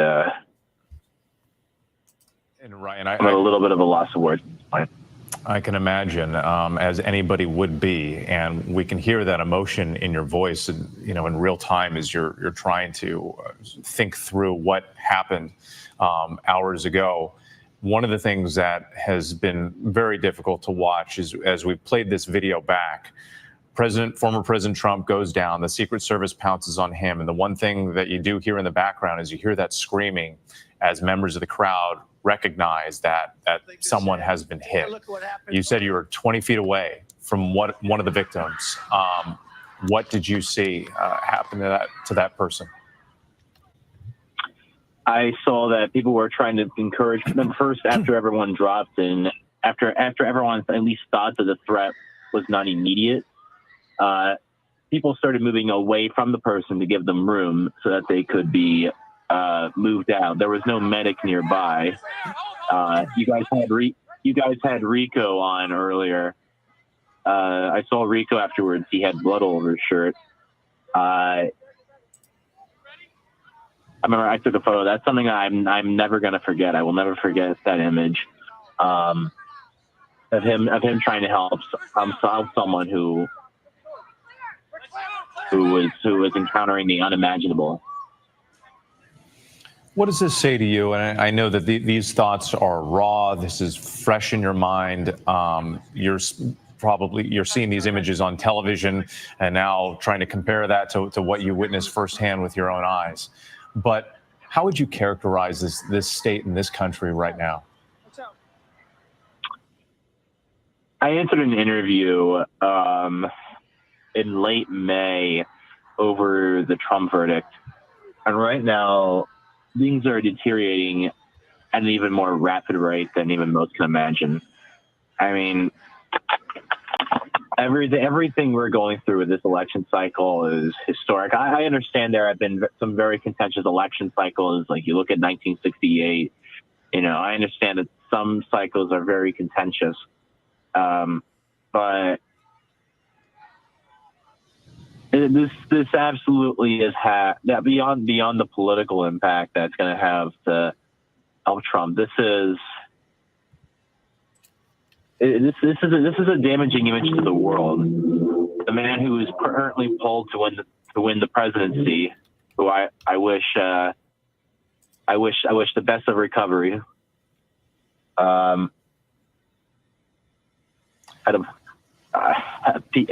Everyone turned on the news and saw that he had been shot in the head. It's a very scary image to send to the world. It's a very scary image to send to people. I was next to someone in the audience that was there with her young daughter. I was across the walking path of the stage in the other bleacher section. There was a young boy who was dressed up as Trump. I can't imagine the young people, the young children that were there watching the rally and seeing that. I can't imagine people watching at home and everyone just not knowing what happened. Yeah, the children in the crowd. We heard from a local mayor, John David Longo, who was there with his pregnant wife and described, forcing her to the ground and then having to jump on top of her to shield her from potential incoming gunfire. Nathan, thank you so much for your time. We appreciate you sharing your thoughts with us tonight. All right. Thank you for having me. Thicker, fuller hair starts. Oh, man. Still I can't believe.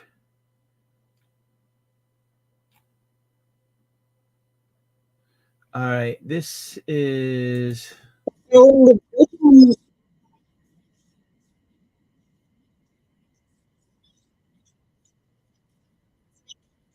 And he's been injured at a rally in Pennsylvania. Trump was addressing the crowd at the rally when gunshots rang out. Let's take a look at what happened.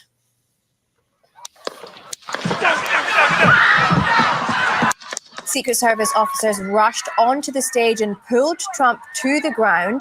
Trump grabbed his ear. He was kept on the ground until he could be taken away. Trump then raised his fist into the air and appeared to shout the words, "Fight." Trump had blood visible on his ear. He was then led off the stage and taken away in a vehicle. Authorities say the shooter has since been neutralized and a person in the crowd has been killed. The Secret Service is investigating it as an apparent assassination attempt. US President Joe Biden has also issued a statement after the attack at the rally. I've been thoroughly briefed by all the agencies in the federal government as to the situation, based on what we know now. I have tried to get a hold of Donald. He's with his doctors. He's doing well. I plan on talking to them shortly, I hope, when I get back to the telephone. Look, there's no place in America for this kind of violence. It's sick. It's sick. It's one of the reasons why we have to unite this country. We cannot allow for this to be happening. We cannot be like this. We cannot condone this. Well, for more on this story, I'm joined by DW Washington Bureau Chief Enos Paul, who's joining us now from Washington, D.C. Enos, this story is unbelievable. There is now confirmation that gunshots were fired. What more can you tell us about that? Okay, I want to show you guys something real quick. Goose even mentioned it earlier. I don't think that the one picture that they had shown, I think it's somebody else. And I've found some more. All right, I don't want to. Hold on. All right. So they were saying earlier that they thought it was this guy, which looks a little heavy in the photo, full face. And I just came across this photo right here. So someone said, I think it was John Jones. So if you look at this, this is from drone footage. And if you look at the hair, and if you look at this guy is much thinner. So that other one that they showed of the chubbier guy with the sunglasses on, that don't even look like this. Looks like totally a different person. So if you look at this guy here, I mean, look, it looks like look at him. Glasses, thin hair, and there he is laying on the roof, pair of shorts. And the build that matches the face on that one. And I'm going to go through it real quick. What you saw, if you glanced over it real quick, seconds and milliseconds that you saw. So the ones, and that's why you can't always, when the news comes out, the first one of the chubby one, that doesn't look like him. The one of the new footage that I found of the thinner guy with the scraggly hair and glasses, that looks like to be the one that and to be honest, yeah. So the fat one I don't think is this is the guy. If you look at the build, the scraggly hair and the build here, and then if you scroll up a little, there is a Daily Mail video. Yeah, I'm trying not to show. Hold on a second. Down a bit this way. I'm trying not to show the one too much of him dead that they show his face. Trump shooter identified. Okay. That's not him. That's 3 hours ago. Which one is Daily? John Jones. Which one?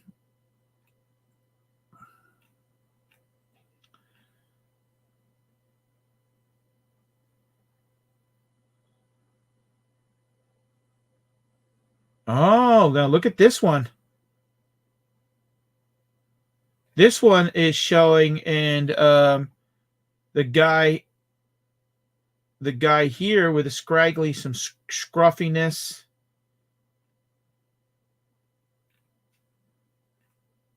All right, up a little. All right, hold on. Is it Daily Mail? I don't know which one.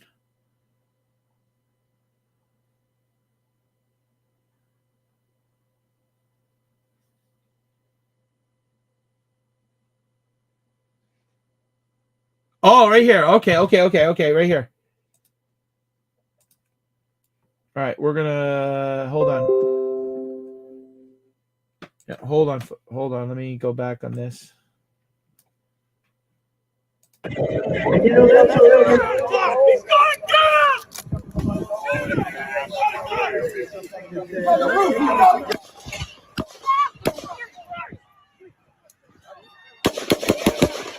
Stay over here. And you know that's a little bit. He's going down. So seconds before someone in the audience, they spotted him. So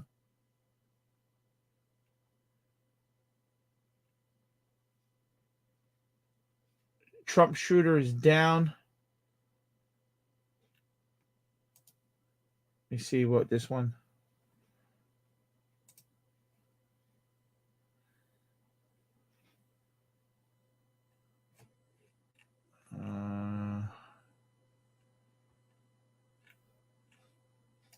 So that one.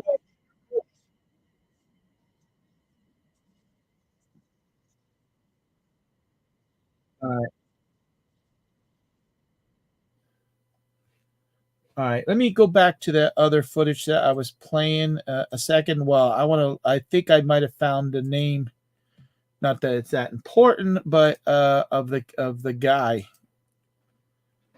All right. So let's play this.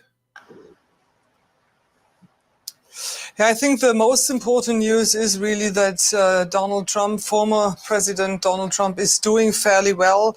He is with his doctors right now and he's checked. He put out a statement, or his campaign put out a statement right away thanking law enforcement and first responder for their quick action during this assassination attempt. I think one can talk about that right now. So that's what we know, but we also know that at least one spectator is dead. He got shot and 2 are in critical conditions. So this really could have been a night in which the former president of the United States could have been shot. Donald Trump himself, says that he was shot by a bullet. I quote him here: "I was shot with a bullet that pierced the upper part of my ear." Others say that the bullet hit his teleprompter and that a glass splinter kind of cut his ear, but that's definitely something we will learn later. I mean, I don't think it's too dramatic to say that Donald Trump was truly inches away from death there. I mean, what does this mean for the country if this genuinely was an assassination attempt on former President Trump and also for the Republican frontrunner in the upcoming election? Yeah, exactly, Anna. That's exactly right what you're saying. It's not only the former president or a former president is the front runner for the Republican Party, and his nomination is just hours away. The Republican National Convention is about, or was meant to start tomorrow morning, and he was supposed to give his speech on Thursday, Donald Trump, to accept the nomination. Everything is in the air. We don't know what happened. We got many security alerts. We, of course, here, our team from Washington, I myself, we're supposed to fly to Milwaukee early tomorrow morning. We shall see what is happening there. But this assassination attempt is definitely one of the worst things that could happen in this very polarized America. And I think we all have to get prepared that more political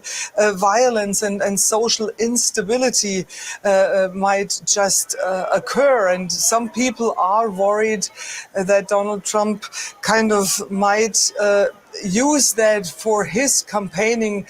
I mean, for me personally, this is a moment to stop speculating. Again, it's just like inches, or he has just been inches away from being killed. But I find it quite interesting that the sitting president, that Joe Biden, kind of stopped all campaigning because we are, of course, in the midst of a presidential election campaign. And also President Biden told his staff not to comment on this assassination attempt on social media. Ines, I want to come back to you in just a moment. But first of all, let's take a look at what some of the eyewitnesses of the shooting said, who were standing directly behind President Donald Trump. Everybody kind of froze for a second, probably just trying to take in and realize what actually happened. And then everyone in the bleachers, we all had to drop and hiding in the bleachers. We tried to hover the kids because we heard it. You could hear like ricocheting through the bleachers, almost like maybe shots were hitting off the bleacher area. So we tried to just cover all the kids that were near us. And there were actually extra people around us that jumped on top of the kids also to protect the kids, and they kind of used their self as like a shield, which was pretty cool. But So there was no doubt right from the start what was going on, right? I feel like people were questionable at first, and then everybody dropped. Wow. But he did reach up and grab his ear, and then he dropped, and his shoes were laying on the stage, so his shoes came off. The future of your business is here. With Wix, you get advanced AI.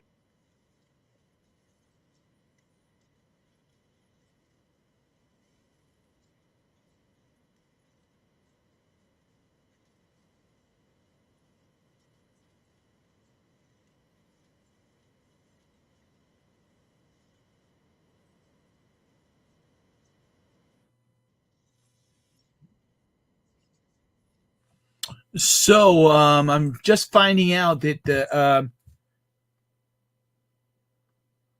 it's Thomas Matthew Crooks.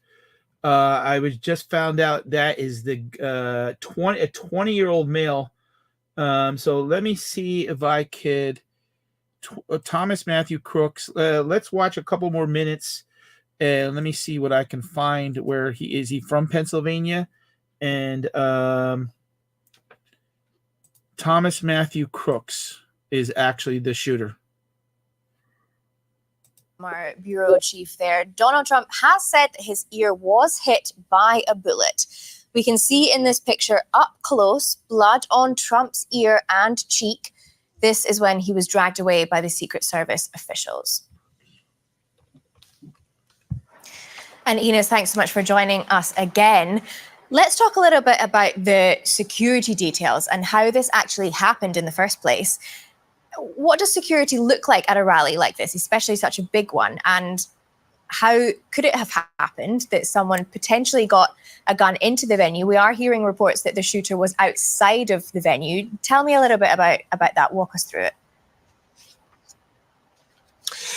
Yeah, I mean, this is definitely a question everybody is asking right now. So this event took place on the Butler Farm show location. So that's a huge venue, and everybody gets really screened very carefully before you go to such a rally. I myself have been at many rallies, Donald Trump rallies, Joe Biden rallies, Kamala Harris rallies, and in the days, Hillary Clinton rallies, and you really get checked really thoroughly. And as we journalists, we TV people carry a lot of gear, you know, we have cameras, we have tripods, we all have to go through these metal detectors. Then we have to put down the gear, then there are coming dogs to smell if there are any explosives. We have to leave the perimeter and then come back after a couple of hours. So security is... Yeah, so that heavyset guy, that's not him. The guy is from Pennsylvania. So let's show you. This is him right here. Thomas Matthew Crooks, 20-year-old male, Thomas Matthew Crooks of Bethel Park, Pennsylvania. So this is the guy right here. Thomas Matthew Crooks. And John Jones said earlier, the shooter has been identified as the shooter blended in the fans of Demolition Ranch, a popular gun YouTube. And he was wearing and one of their shirts. Yep. So John Jones had mentioned something about that earlier, that Demolition Ranch, but it's confirmed that this guy is the shooter right here, 20-year-old Thomas Matthew Crooks of Bethel Park, Pennsylvania.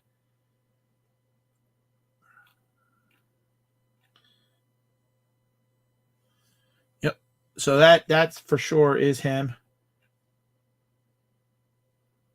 The photos match and the build on the guy on the roof. 20-year-old. Well, no wonder he could climb up. I was thinking that other chubby guy, there's no way he could climb up on that roof.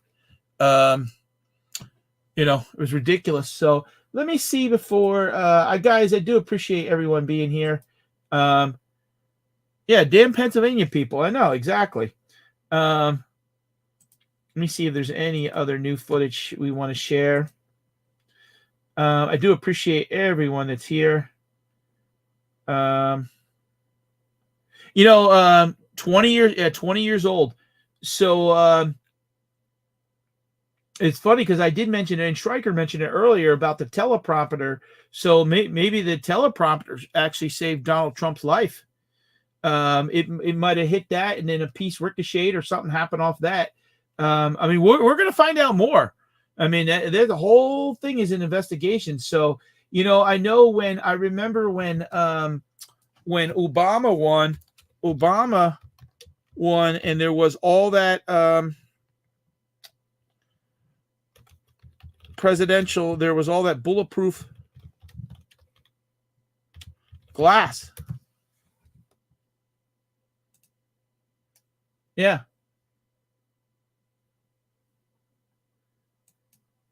Oh yeah, there's going to be so much coming out.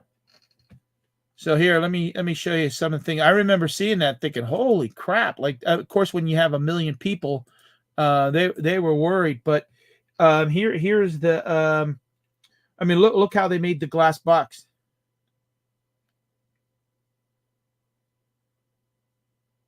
Not getting onto you, Pat. It's all over the media now. What's that mean? What's all over the media? Yeah, here's the bulletproof glass. This is when they won the presidential election. Look at all this they had. This way, nobody could. There was 1 million. Oh, this will be all over. I mean, this will be there for days. Yeah, this will be there for days. Yep, Thomas Matthew Crooks is the shooter. Maryland lawmakers.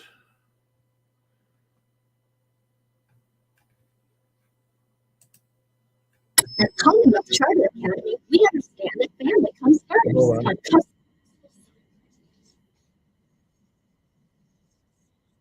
Oh God, I know this guy.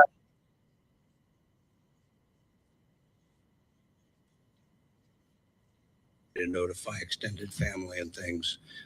I would confirm for you that we did have 1 individual killed, and I know I heard somebody say about 2 victims. There were 3 in total besides the former president. So 2 critically wounded, 1 killed. At this point, do you know if they were sitting near each other and where in relation to the former president? I don't have their exact seating by individual. Again, that'll all be part of the investigation, but their shots were scattered somewhat, and so they weren't just into one particular location. You're saying just 1 fatality as of right now? Yes. The shooter who 1 fatality? The shooter plus 1 fatality. So there was 1 victim of the shooter who was killed, and then the shooter was killed. Yes, ma'am. Witnesses say they saw a semi-automatic rifle used by the shooter. Can you share any details of that? I've heard those reports as well, and again, we do have a good idea of what the weapon was, but again, that's all part of the ongoing investigation. And I'm not trying to be cagey about that. When the SAC talked about the need to be very methodical and to be cautious with that scene, we are doing just that. We don't want anybody else getting hurt. And candidly, there are some concerns that we'll be able to talk more about later on about just what those concerns are and continue to be. Have you talked to the shooter's family yet? That's all part of the investigation. After the event, there were a lot of really angry people. Are you monitoring? Have there been any threats in response to this? Are you worried? Have there been any specific threats? That's certainly a concern, and we're monitoring that whole situation. I mentioned that we're bringing a lot of assets to bear, and so like the FBI, utilizing their analysts, we also have the Pennsylvania Criminal Intelligence Center. We will utilize the resources of our intelligence division and the Criminal Intelligence Center to be able to monitor for concerns about any threats, regardless of the side of the issue or the political spectrum. We want to make sure that we try and avoid any further violence. But no, nothing specific so far? No, sir. Never identifying them by name. Can you say anything about the other folks who were injured or killed? Were they adults, men, male, female, anything else? They were adults and they're male. All three? Yes. How difficult it is for your department to know where all your departments get on top? You see how many members of the civilians who were run down on this when you rally and try and, celebrate against the upcoming election? What are those conversations like and how do you kind of through that? We have trained investigators and we're partnered hand in hand with the FBI again because we've got some federal violations, some state. Wow. This guy, we had a Pennsylvania. This is Pennsylvania guy who's in charge of Pennsylvania State Police. He was involved when we back in 2014, 10 years ago. There was a shooting of a police officer right basically in my backyard by a sniper, and he went missing. Eric Frayne, and this guy, I remember him on the news. But I just found new footage I want to share with you guys.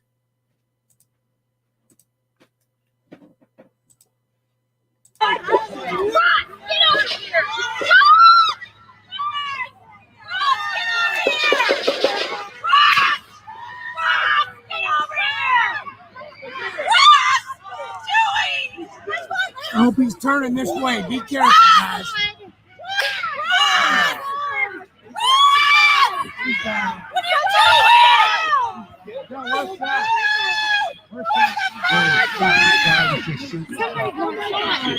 He's right there. Oh no. Oh my God. Yes. Oh my God. What the fuck is going on? Ross! Where's that?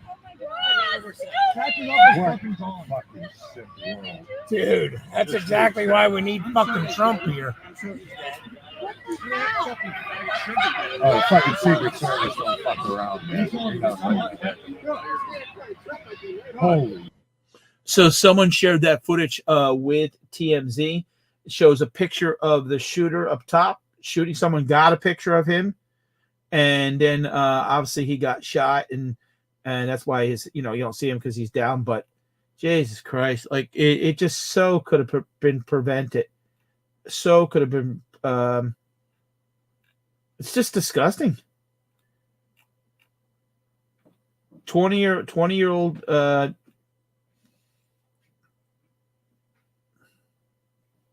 Yeah. No. Schooner and Thomas Matthew, and something smells like. I tried to see if he had a Facebook, but nothing's pulling up yet. But 20-year-old guy, obviously mentally disturbed, and that's who the shooter was. So, guys, we almost went 4 hours. I do appreciate everyone that is here. If you guys are watching this on the replay, give me thumbs up. And such a sad day. And like Chris says, this is history. This will be talked about for a long time. And God, that close to the next president. And they're saying it. Even the Democrats are saying Donald Trump, unless the Democrats pull a fast one or something, they try. And they're trying to Biden quick, because they know that he's going to be beat by Trump. And obviously this Thomas guy knows that too and didn't like it and decided to try to take it. But look at this scumbag like that, and could killed somebody, someone innocent, and then 2 other people were shot and killed, or 2 other people were shot, and hopefully they live. But basically, almost took out a past president and probably our next president. I do appreciate all you guys being here. This will be on the news the next couple of days. Anyone that's watching this, and I gave clear warning on the thumbnail. This is not reseller content, but I felt like this was so important to talk about. It made me sad. It made me angry. And I just got home and I said to my wife, I got to go live. I got to talk about it. I wish somebody would have came in live with me and talked. I didn't see some of the usual suspects I thought I'd see. And I probably would have welcomed somebody coming in on the live and kind of talking with me about it. But I did it on my own, and we showed the footage, and a lot of good footage. And I'm not going in the news business. I'm going to be back to reselling. I'm going to be doing a show tomorrow and whatnot. But guys, God bless you guys. Sleep well, and I appreciate the people that stuck with me for the almost 4 hour. I don't think I've ever gone this long, even on a regular video.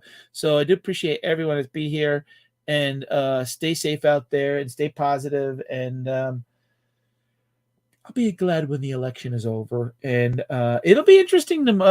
I want to see Trump talk and see what he says. So thank you, Junebug. T, if you're sleeping or listening in the background, thank you. You're way better at this than Amazon. Yeah, 5 hours a week, $1 billion. So thank you guys. Give me thumbs up, and I will see you guys again. And thanks for your support. Take care.